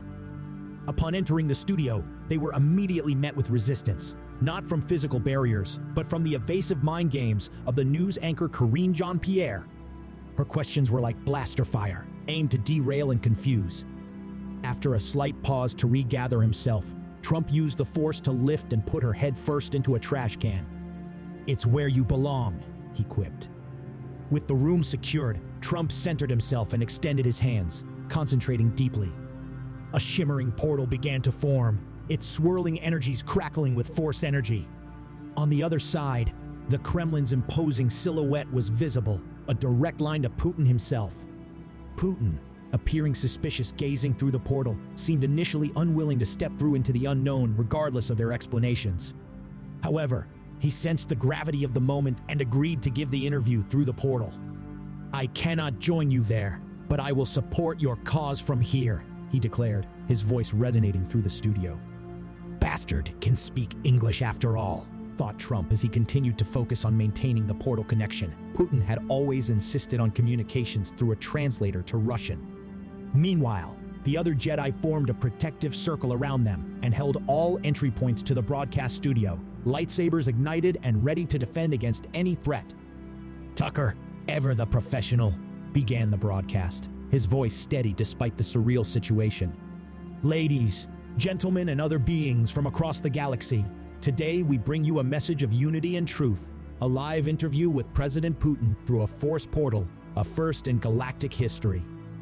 No sooner had the interview begun than the studio was besieged by clone troopers and Sith attackers, drawn by the surge of force energy. The Jedi sprang into action, their lightsabers swinging against the coming breach. The battle raged on, but through the chaos, Tucker's voice continued to resonate, carrying Putin's message of peace and the exposure of Biden's crimes on his own home world. The tactics he and his allies employed to claim and hold power, their warmongering corruption and deception. As the interview concluded, Trump shouted out to Putin with a final message as the portal began to fade. Don't trust China. And with a final push of force energy, close the connection. Breathing heavily, he looked around at the Jedi, Tucker, and the now silent studio. They had done it. They had broadcast the truth to the galaxy, despite the Sith's best efforts to silence them. This is just the beginning. We're going to make this galaxy great again, Trump stated, wiping the sweat from his brow as his gaze swept over his companions. Today, we've shown these bad guys they can't hide their crimes, even in another galaxy. The truth cannot be silenced. We stand united against the dark side. But the road ahead is long. We must be ready for what comes next. A large blast shook the building. We need to get out of here, shouted Tucker. As Anakin peered out the window, his sharp eyes caught the sight of Biden approaching the building, an entourage of figures cloaked in shadows trailing behind him. "Biden's coming, and he's not alone," Anakin warned, turning back to face the group. Yoda, his expression unreadable, nodded slowly. "To do damage limitation, he seeks. Yet more than that, there may be. Prepared, we must be." Trump, ever the strategist, raised a hand, signaling for calm. "Wait," he advised, his gaze fixed on the approaching figures. "If we can defeat Sleepy Joe and his allies here, we've won half the war. But be on guard, Joe's the slipperiest man in Washington." As Trump finished speaking, the portal he had just closed behind him appeared to reopen. The air shimmered, and suddenly, another figure was pulled through the dimensional rift, an old man from another dimension. "Who are you?" demanded Trump. "Fool of a toque. There is no time to explain. I am Gandalf the White, and I know your plight." "What is it, Gandhi?" asked Trump, annoyed at being called a fool, but Gandalf disregarded his question. "I bear grave warning. Your portal has weakened the fabric of reality, opening gateways across this galaxy and other dimensions, allowing for the return of ancient enemies. The Sith are coming," he said, looking visibly shaken and spreading an infectious fear to all within earshot. "Darth Bane, Darth Revan, Darth Maul, and many more." Trump's eyes widened at Gandalf's dire warning, the gravity of the situation pressing down on him. "More bad guys. This could be a problem," he muttered, turning to Yoda for guidance. Yoda remained still with his eyes closed for a moment, using the Force to confirm the truth in Gandalf's words. "Dangerous, this development is. Strengthen our defenses, we must. But hope, there is still. Powerful allies, we have." Anakin, still watching Biden's approach, spoke from the window. "What is your strategy, my master?" "We have to act fast." Trump nodded and turned back to Gandalf. "What about our guys? The good guys? If the bad guys are getting help, then why aren't we getting more Jedi?" Gandalf had been busy checking the trash can in which Kareem Jean-Pierre still resided for signs of life by striking it sharply with his staff, muttering quietly, "Another worm tongue, I see." "I was just getting to that." Trump and the Jedi looked around at one another with an awkward impatience. "Well," prompted Trump. "Well, yes," Gandalf confirmed, a serious tone returning to his voice. "The disturbance your portal caused has not only brought old threats, but also an old hope. Many Jedi who were lost in the Clone Wars and prior have agreed to return. Obi-Wan Kenobi, Qui-Gon Jinn, and many others hear the galaxy's call. They stand ready to join this fight." A wave of optimistic cheer washed over the broadcast studio, a reminder that hope could always find a way, even in the darkest times. "Outstanding," Trump exclaimed with a victorious smile. "Who needs NATO when we have such an alliance? Together, we'll form an alliance unlike any the galaxy has seen. These Sith will die like dogs, like Abu Bakr al-Baghdadi." Suddenly, Anakin's voice cut through the celebration. "They're here," he shouted as the sound of blaster fire echoed around them. Gandalf moved toward the door, behind which their adversaries were trying to break through. Closing his eyes, he stood with his staff raised, an embodiment of calm amidst chaos. "What are you doing?" Trump asked, puzzled by Gandalf's seemingly eccentric behavior with danger so near. After a moment of intense silence, Gandalf's eyes snapped open. "A Biden of Morgoth," he murmured. "This foe is beyond any of you. Run!" bellowed Gandalf.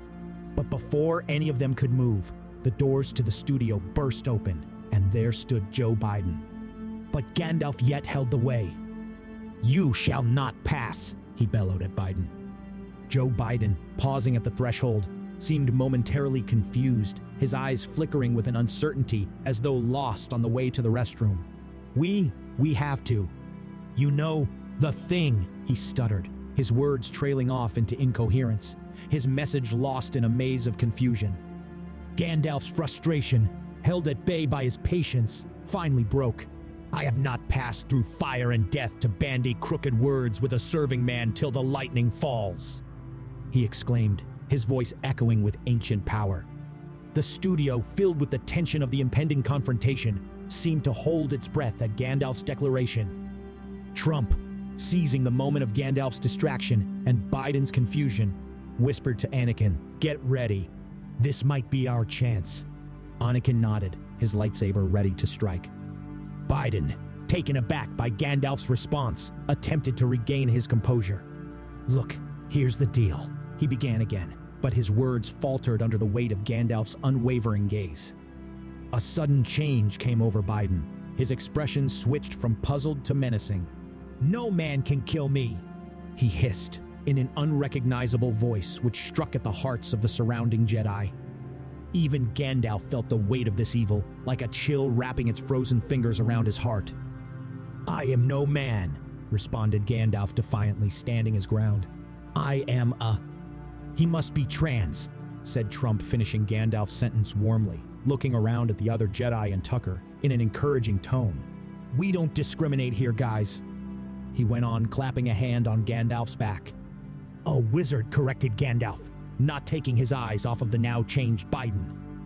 The standoff, charged with the potential for unavoidable violence, was interrupted by the sudden arrival of reinforcements for Biden. The air crackled with the energy of arriving Sith and clone troopers, their presence a clear signal that negotiation was no longer an option.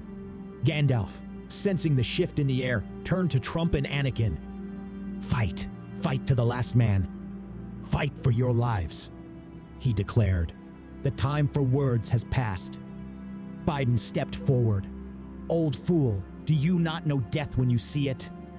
At that moment, an enormous blast shook the entire building. Biden had been unaware that Tucker had turned the cameras back on in the studio, broadcasting the menacing Biden and his uncharacteristic behavior. This, together with the Putin interview, was enough to spark a much-needed rebellion, which now descended in fury upon the broadcast studio together with any other Jedi within the vicinity. Seeing the monitor reflecting his face and sensing the disturbance outside and across the city, Biden and his allies decided it was better to flee rather than continue to inflame this adolescent uprising, using the dark side of the Force to obscure their retreat. In the aftermath of the intense confrontation, the heroes found themselves amidst a momentary calm, punctuated by the distant echoes of chaos outside. The unexpected retreat of their adversaries offered them a brief respite, a chance to regroup and reflect on their next move. Gandalf, his gaze lingering on the spot where Biden and his allies vanished, turned to Trump with a mixture of curiosity and respect. "Your skills with this bright sword are commendable," he said. "Where did you learn this?" Trump, with a smirk, replied, "It's not too different from swinging a golf club. It's all in the wrist action, really." Seizing the moment, Gandalf produced a small golden ring from his robes and offered it to Trump. "Your war is not over, my friend. The ring will aid you," he said solemnly. "Its power is great. Use it wisely. It will enhance your connection to the Force greatly." Trump examined the ring before taking it. "Nice. Melania has one just like it." Accepting the gift, he nodded in gratitude. "Thank you, Gandhi. I'll use it well." The wizard's gaze then turned distant, as if seeing beyond the walls of their current reality. "My time here grows short," he announced to all within earshot. "The paths I walk lead me elsewhere, back to my own realm. Remember, the bonds you forge and the alliances you build are your strongest weapons against the darkness." With those final words, Gandalf began to fade, his form dissolving into the light. As the group made ready to depart the studio, the clamor of upheaval from the outside world intensified. Suddenly, two figures shrouded in gray robes made their entrance. They lifted their hoods to reveal familiar faces. "Hello there." "Obi-Wan," Anakin shouted, unable to hide his astonishment, seeing his old mentor alive, whose loss he had mourned for years. "Anakin, it's truly heartening to see you again, brother. I've been keeping watch over you. You surpassed all my expectations," Obi-Wan replied, his eyes reflecting pride and affection. Anakin moved closer, the reunion stirring deep emotions. "I have much to share, my old master. Darth Hillary is still out there somewhere. We shall defeat her together." Yoda emerged from behind Trump. "Master Qui-Gon," said Yoda, "returned you have. Missed greatly, your counsel we have." Qui-Gon glanced at the assembled group. "It's good to be among you once more. The living force has guided me back," he said, responding, looking over towards Trump. "We should summon the Jedi Council immediately. Much has changed, and much action is needed if we are to prevail against the dark side of the Force." Meanwhile, on the volcanic wastelands of Mustafar, where lava rivers flowed like the lifeblood of the planet, Darth Sidious stood contemplating the chaos that had been unleashed, destabilizing the very fabric of reality itself. The dark energies of the Force had swirled around him, whispering of the return of ancient Sith Lords. A normal general, emperor, ruler would be pleased at such reinforcements, but not a Sith Lord, particularly when he sensed one of the resurrected to be the old master he had betrayed and callously murdered. The realization that the dead were stirring filled his heart with a dread he hadn't felt in years. The Sith's rule of two, a doctrine he had manipulated to his advantage, now seemed a fragile thing, barely containing the brewing storm of ambition and revenge. So much for the rule of two. Sidious considered the possibility of uniting the old Sith under his banner, at least temporarily, until the war against the Jedi and their allies had been decisively won. But then what? The thought of an ensuing Sith civil war, a struggle for supremacy filled with betrayal and bloodshed, was inevitable. Could he, even with all his power and cunning, emerge victorious in such a conflict? Lost in contemplation, a more pressing menace pierced his concentration. A disturbance in the Force drew his attention. A transformation had taken hold of his puppet Biden, altering him into an unrecognizable entity, one curiously familiar to the old man who had appeared in the new studio with Trump and Tucker. Sidious could sense the malevolent aura now emanating from Biden from across the galaxy. But would he now be friend or foe? Amidst the swirling mists of uncertainty, a shadowy figure emerged. "Welcome, Lord Nihilus."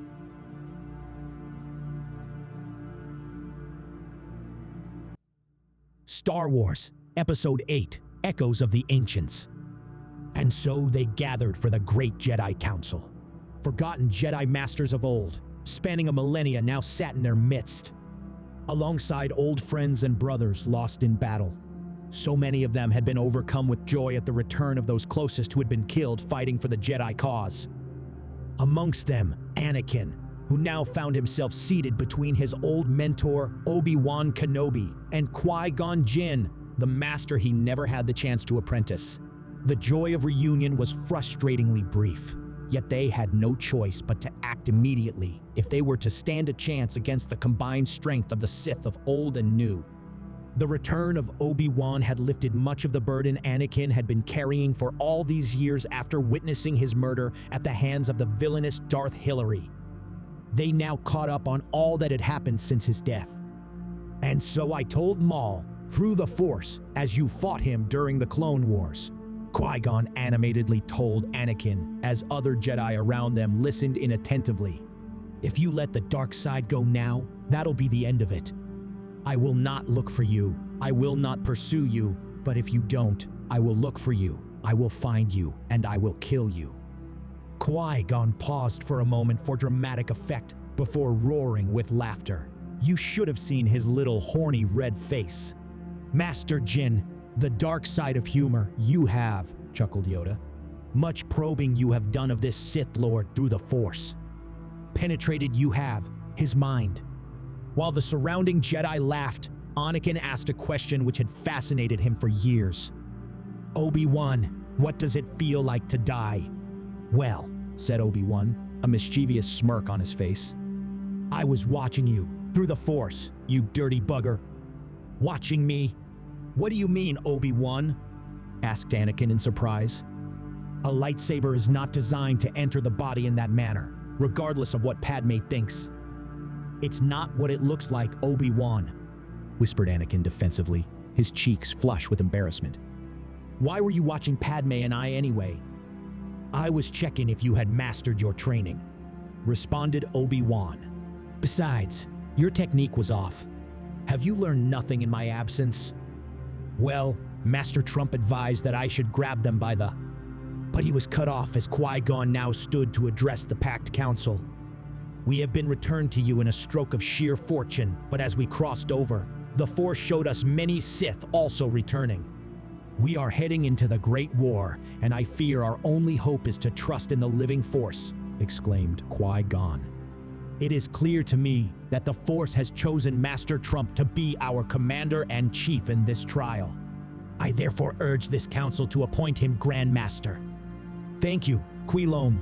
You're a great guy," responded Trump. Now, from what we all seen at the CNN studio, it looks like Sleepy Joe's being possessed by a demon. To be honest, I feel sorry for the demon, but hey, I did warn everyone he's a bad guy. All council members nodded solemnly. "We have a small opportunity we could use to our advantage with all these Sith returning. I expect there will be a lot of fighting within their party, not unlike the Democrats. What can I say? There's no honor amongst thieves, but if we strike fast enough, we can destroy them while they're still divided. So, I propose we pull together our own strike team of only the most powerful Jedi and strike at the head of the snake before the war can start." "And how many Jedi do you envision forming this elite team?" inquired Mace Windu. 9 Master Jedi will form this Fellowship of the Force," Trump declared. "Very well.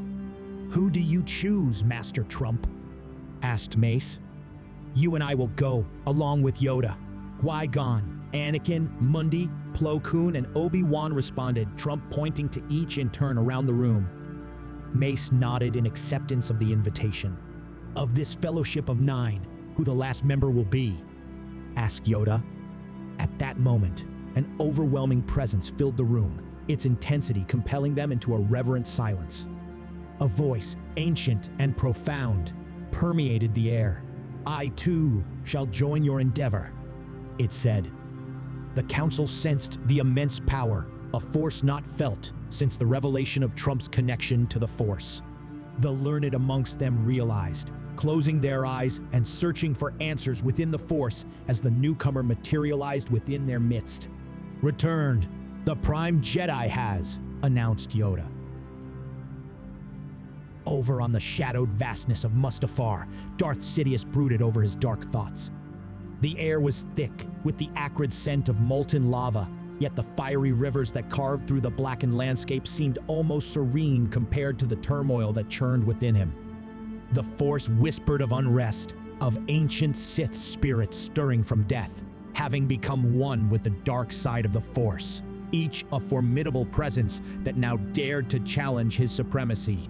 The return of these Sith ancestors, including the master he had so ruthlessly betrayed, Darth Plagueis, unsettled him. Their awakening from the grip of death was a disturbance in the Force he had not anticipated, a variable that threatened the delicate balance of power he had so meticulously crafted. Sidious had long discarded the Sith's rule of 2 as a means to his end, but the resurrection of these long-dead Sith presented a conundrum that even he, in all his foresight, struggled to address. Could he rally these revenants under his banner, he wondered? A temporary alliance might indeed tip the scales in his favor, ensuring the ultimate downfall of the Jedi and their newfound champions. Yet, what chaos would follow in the aftermath of victory? A civil war among the Sith was inevitable, a battle of wills and power that could very well lead to his own undoing. And then there was Biden, his once puppet, now an enigma. The transformation that had overtaken him was profound, a metamorphosis triggered by forces Sidious could neither control nor comprehend. This new Biden, reborn as a vessel for an ancient and malevolent darkness, the Witch King. Was this Witch King now ally or adversary? The uncertainty gnawed at him, a rare sensation for one so accustomed to dominance. The approach of a figure through the mists of Mustafar pulled Sidious from his contemplations. The silhouette materialized from the smoke, its presence commanding yet enigmatic. Darth Revan stood before him, a legend reborn, his eyes burning with an intensity that matched the volcanic landscape. "Darth Revan, you have returned," Sidious intoned, his voice a mix of curiosity and caution. "The galaxy stands on the brink of a war unlike any before. Your arrival is timely." Revan's response was as cryptic as the man himself. "The galaxy churns. Darth Sidious. The Force seeks balance, and I have been awakened to serve its will. Your empire, your ambitions, they are but ripples in an ocean, like piss in a flowing stream. Sidious regarded Revan with a wary respect. Here was a Sith Lord of unparalleled wisdom and power, a master of both the dark and the light. Revan's allegiance was his own, beholden to neither Sidious nor the ancient codes that once governed their order. We stand at a crossroads, Sidious conceded, his gaze never leaving Revan. The Jedi amass their forces, emboldened by the fallen we ourselves banished. You speak of balance, then let us balance the scales together. Join me, and we shall cast down our mutual foes. Revan's gaze was unreadable. Your vision is narrow, Sidious. I walk a path you cannot follow, but our goals may yet align. For now. The alliance, if it could be called such, was one of convenience, a temporary truce between titans. Sidious knew the stakes had never been higher. As Revan vanished back into the mists from which he came, Sidious turned his attention to the war that loomed on the horizon. The chessboard had been set, the pieces moving of their own accord, and he, the Dark Lord of the Sith, would need to play the game of his life to emerge victorious. For now, Sidious mused, let the galaxy tremble at the return of its ancient masters. Let the Jedi come with their newfound hope. He would be ready. They would all see. The dark side was eternal and he, its emperor. Back in the Supreme Jedi Council, a silence fell as the gathered masters observed the humanoid-like creature that had materialized in their midst. The Prime Jedi, the progenitor of their order, the very embodiment of balance within the Force, had returned to them at their most desperate hour. Anakin Obi-Wan Qui-Gon and the rest of the council members rose to their feet in an instinctive show of respect and reverence for the Jedi who had founded their order. Master Yoda, his eyes wide with recognition and respect, spoke first. Great honor it is. In our time of need, you have returned. The Prime Jedi nodded, his gaze sweeping over those assembled. The Force flows through all things, yet it is unbalanced. The darkness rises, and with it, the galaxy teeters on the brink of destruction. Trump, intrigued by the Prime Jedi's presence, stepped forward. We face a threat unlike any before it. Not even ISIS was this bad.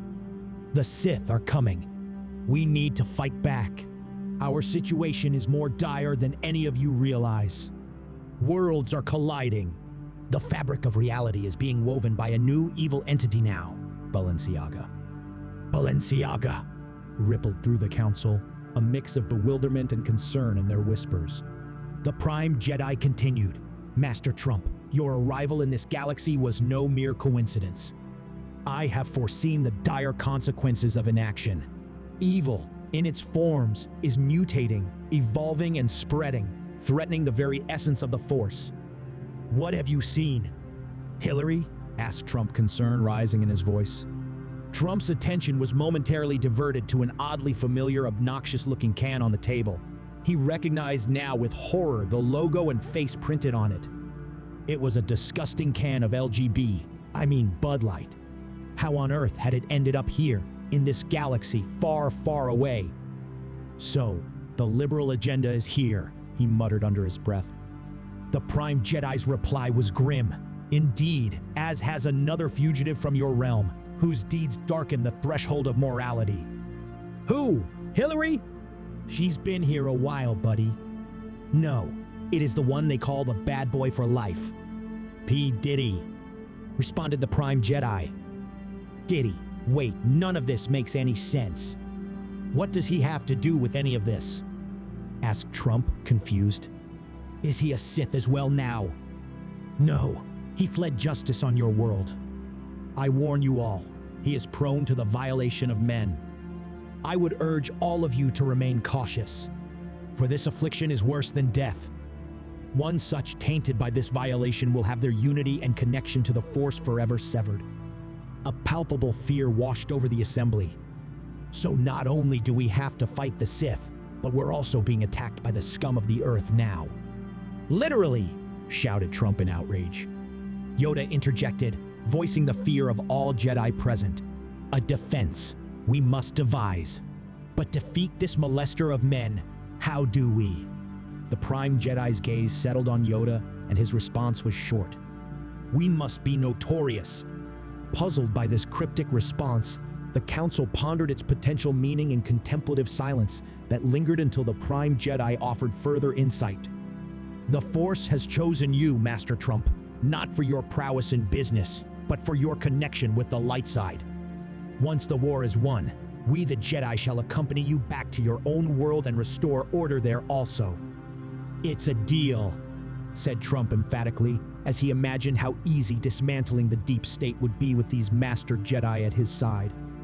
Qui-Gon spoke for the first time since the arrival of the Prime Jedi. Then it is agreed.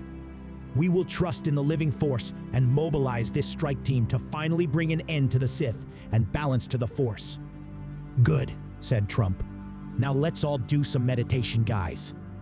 As they closed their eyes, Trump was suddenly enveloped by a vision so vivid it transcended imagination.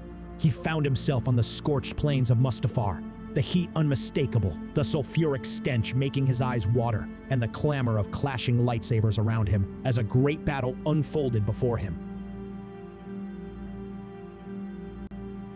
Star Wars Episode 9, The Rogue Biden.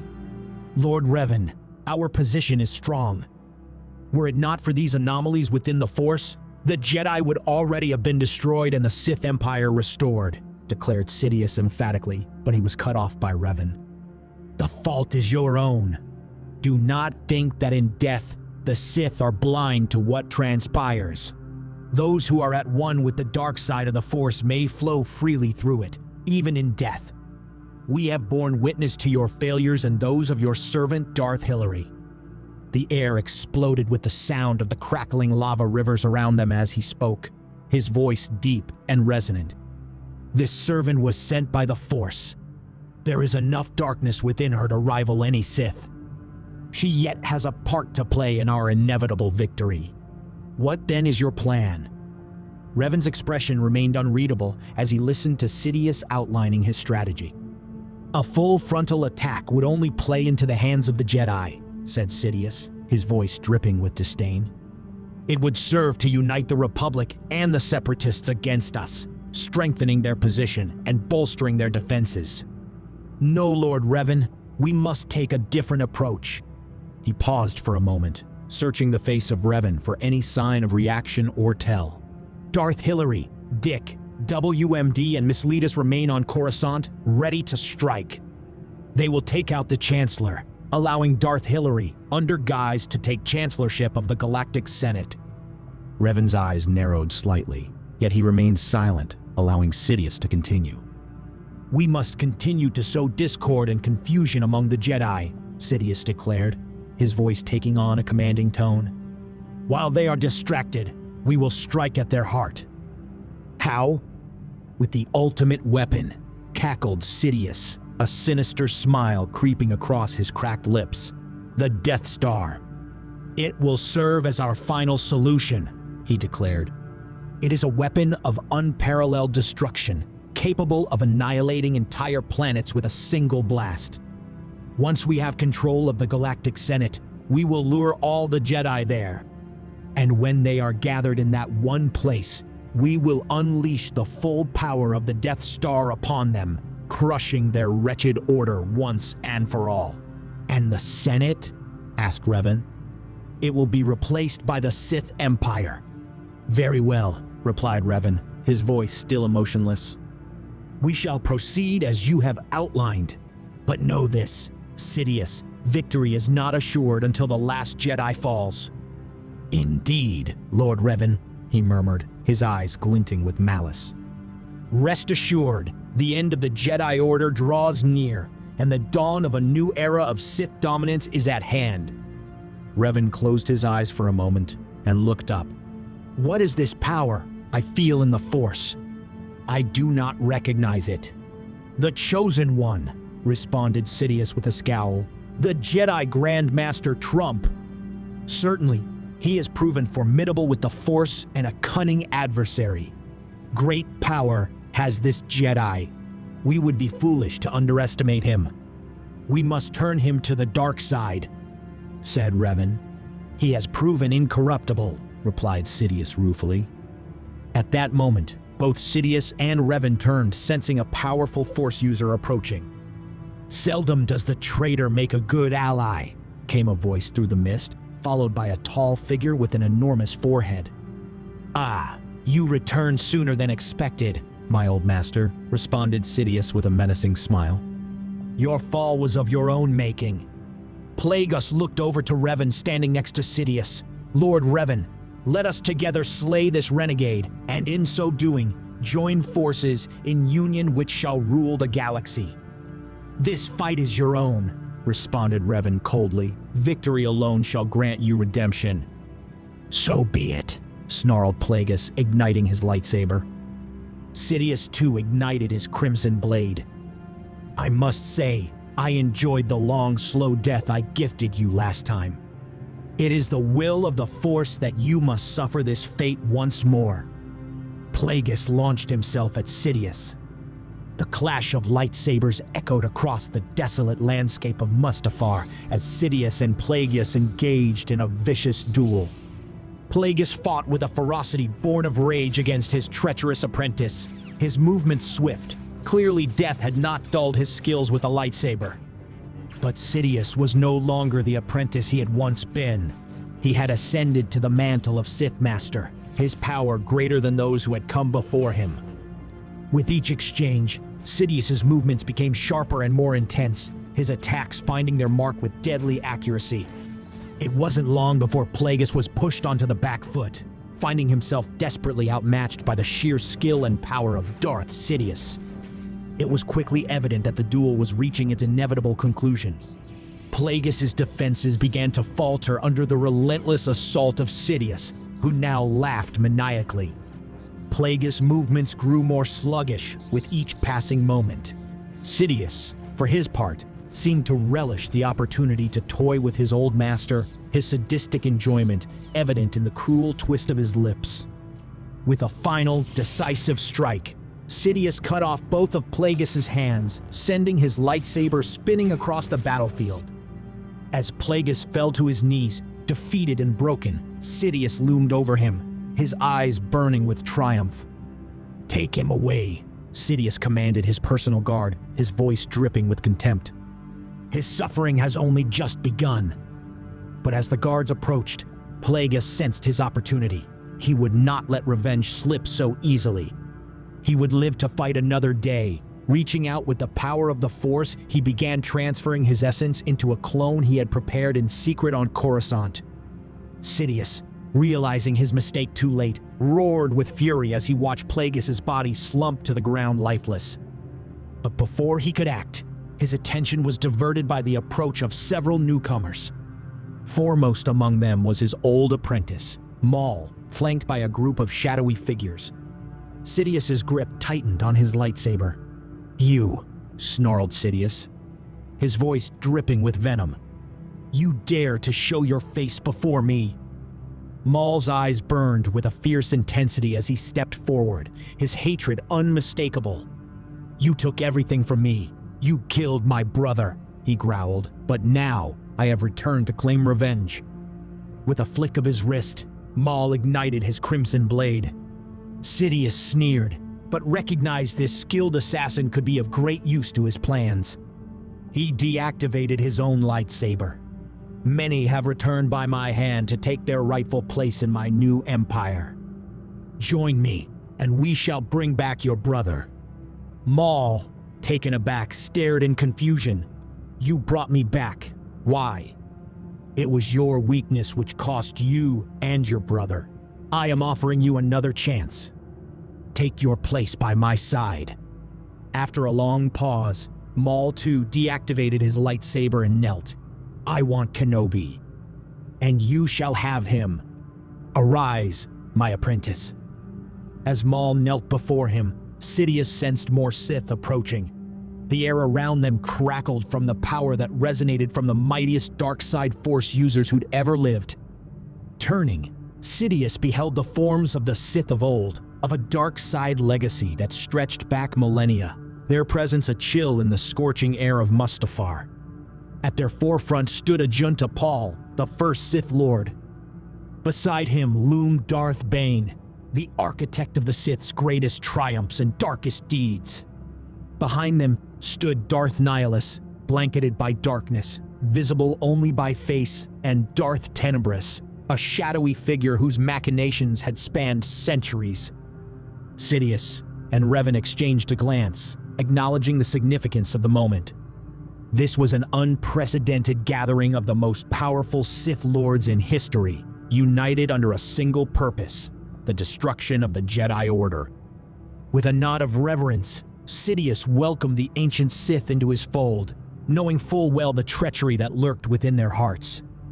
After all, treachery was the very essence of the Sith doctrine. "Welcome, my brothers. We shall stand this day united against our common enemy," Sidious declared. "Together, we shall crush the Jedi and usher in a new era of Sith dominance. A new empire." The ancient Sith Lords bowed their heads in acknowledgement.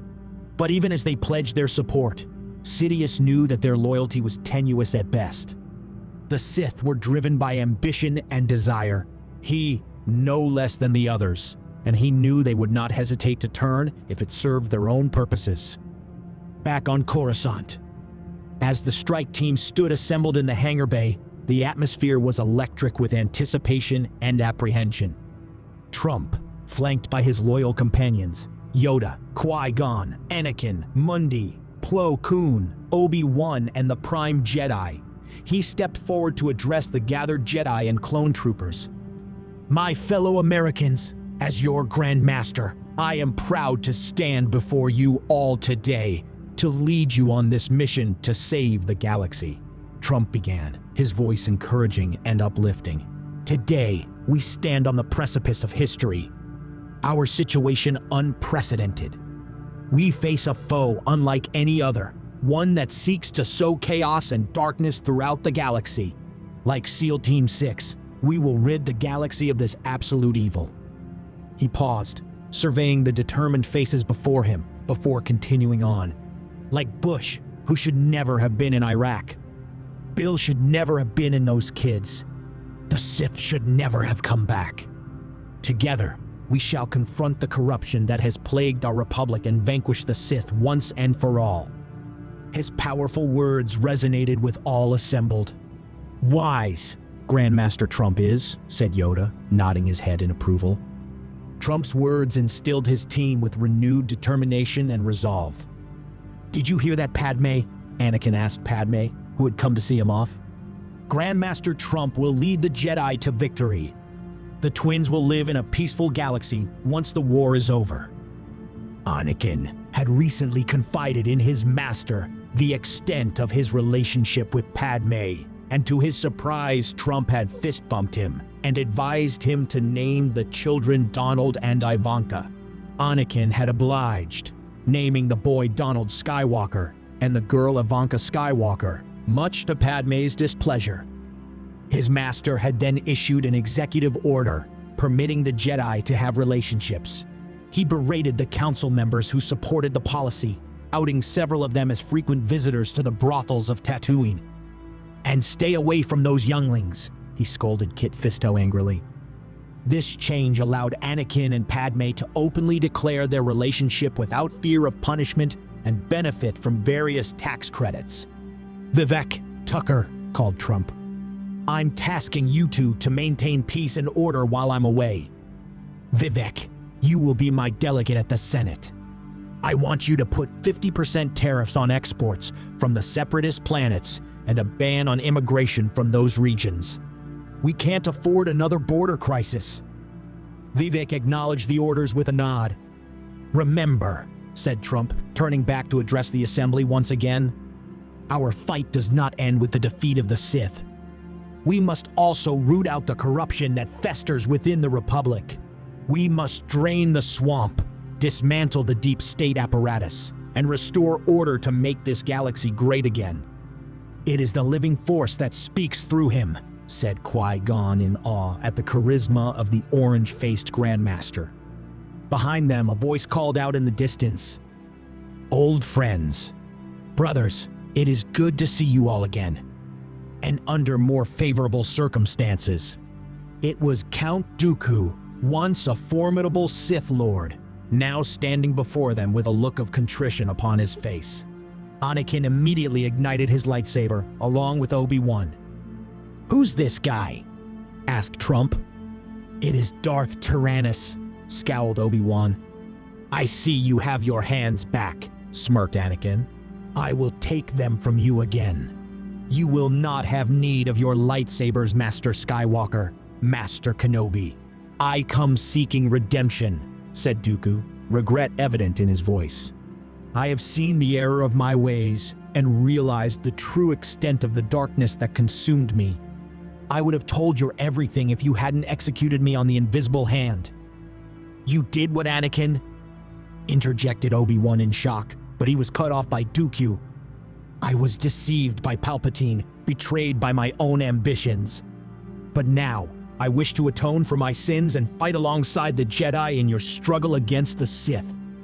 Trump studied Dooku for a moment, reading the old Sith's face for signs of deceit.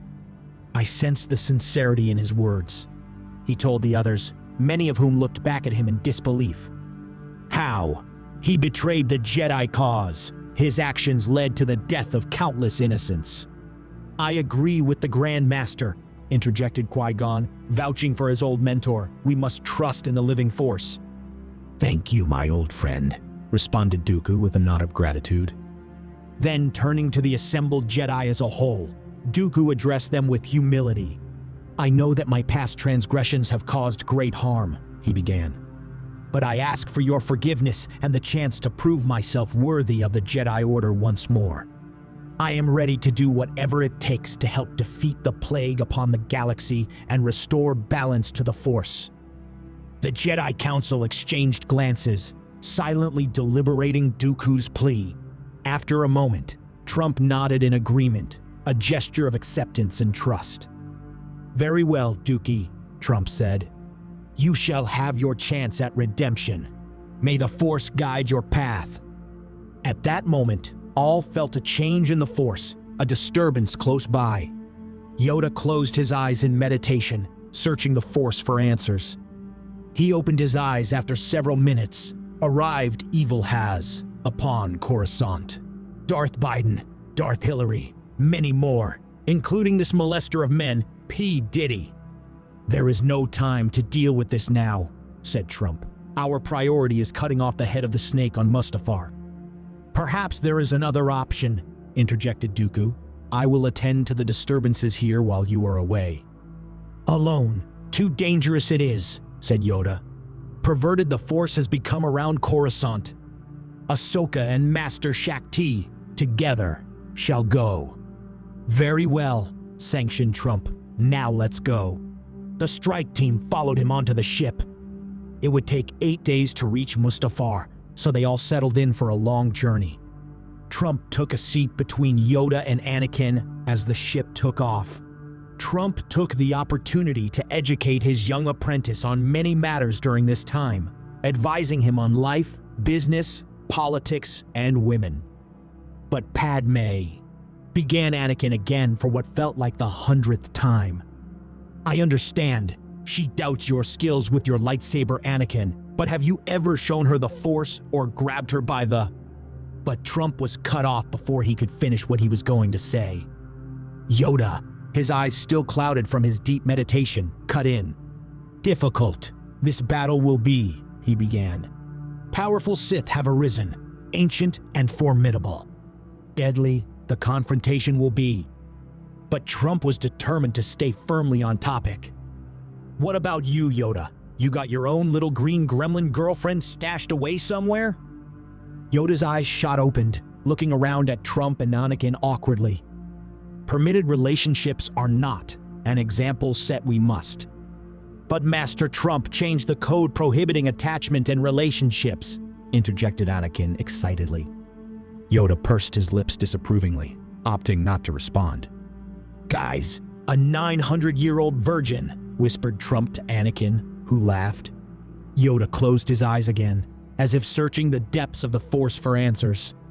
"Returning to Mustafar, the Sith are, drawn by the dark side's call," he said gravely. A murmur of unease rippled through the ship. The inevitable confrontation grew closer. "Dark Force powers we will face. This galaxy has not seen for 1,000 years.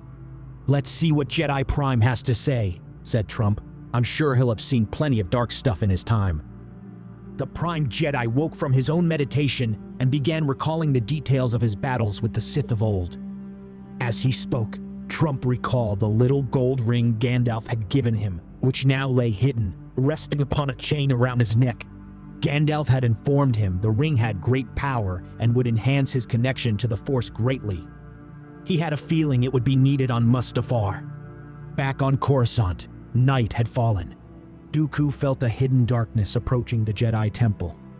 Determined to redeem himself, he took up his position at the entrance to the temple and waited. He watched from afar as slowly the lights across the city were blocked by an approaching darkness. In the distance, he could just about make out two figures approaching. The shadow grew, reaching the foot of the temple, spreading a blanket of overwhelming fear across all those it touched. The temple guards fled in dismay at the approaching terror, leaving Count Dooku alone to face the coming evil. "So you have come, but no further you will go," said Dooku, igniting his curved lightsaber as the two arrived before the entrance. "Step aside, old fool," said the cloaked Biden with such menace in his voice. Dooku felt a heavy chill touch his heart, but he gave no outward sign of change. He looked down at the smaller of the two figures, but no less evil in its aura. "Darth Hillary, I have watched your failures through the Force. It is a wonder you chose to show your face again." "You will all die," snarled Hillary. Dooku laughed. "I hear your husband Bill has a thing for younglings," he retorted. At these words, Hillary's face contorted into a grotesque rage. She ignited her lightsaber and flew at Dooku.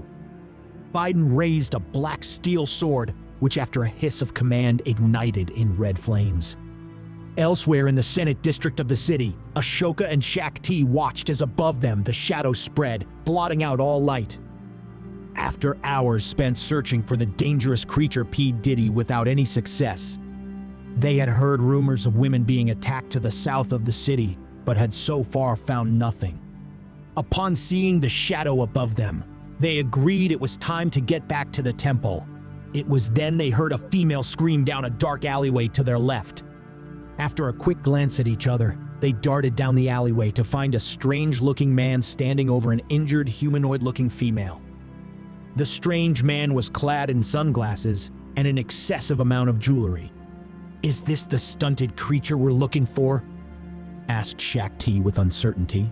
They ignited their lightsabers as a precaution. After all, Yoda had warned the creature was highly dangerous.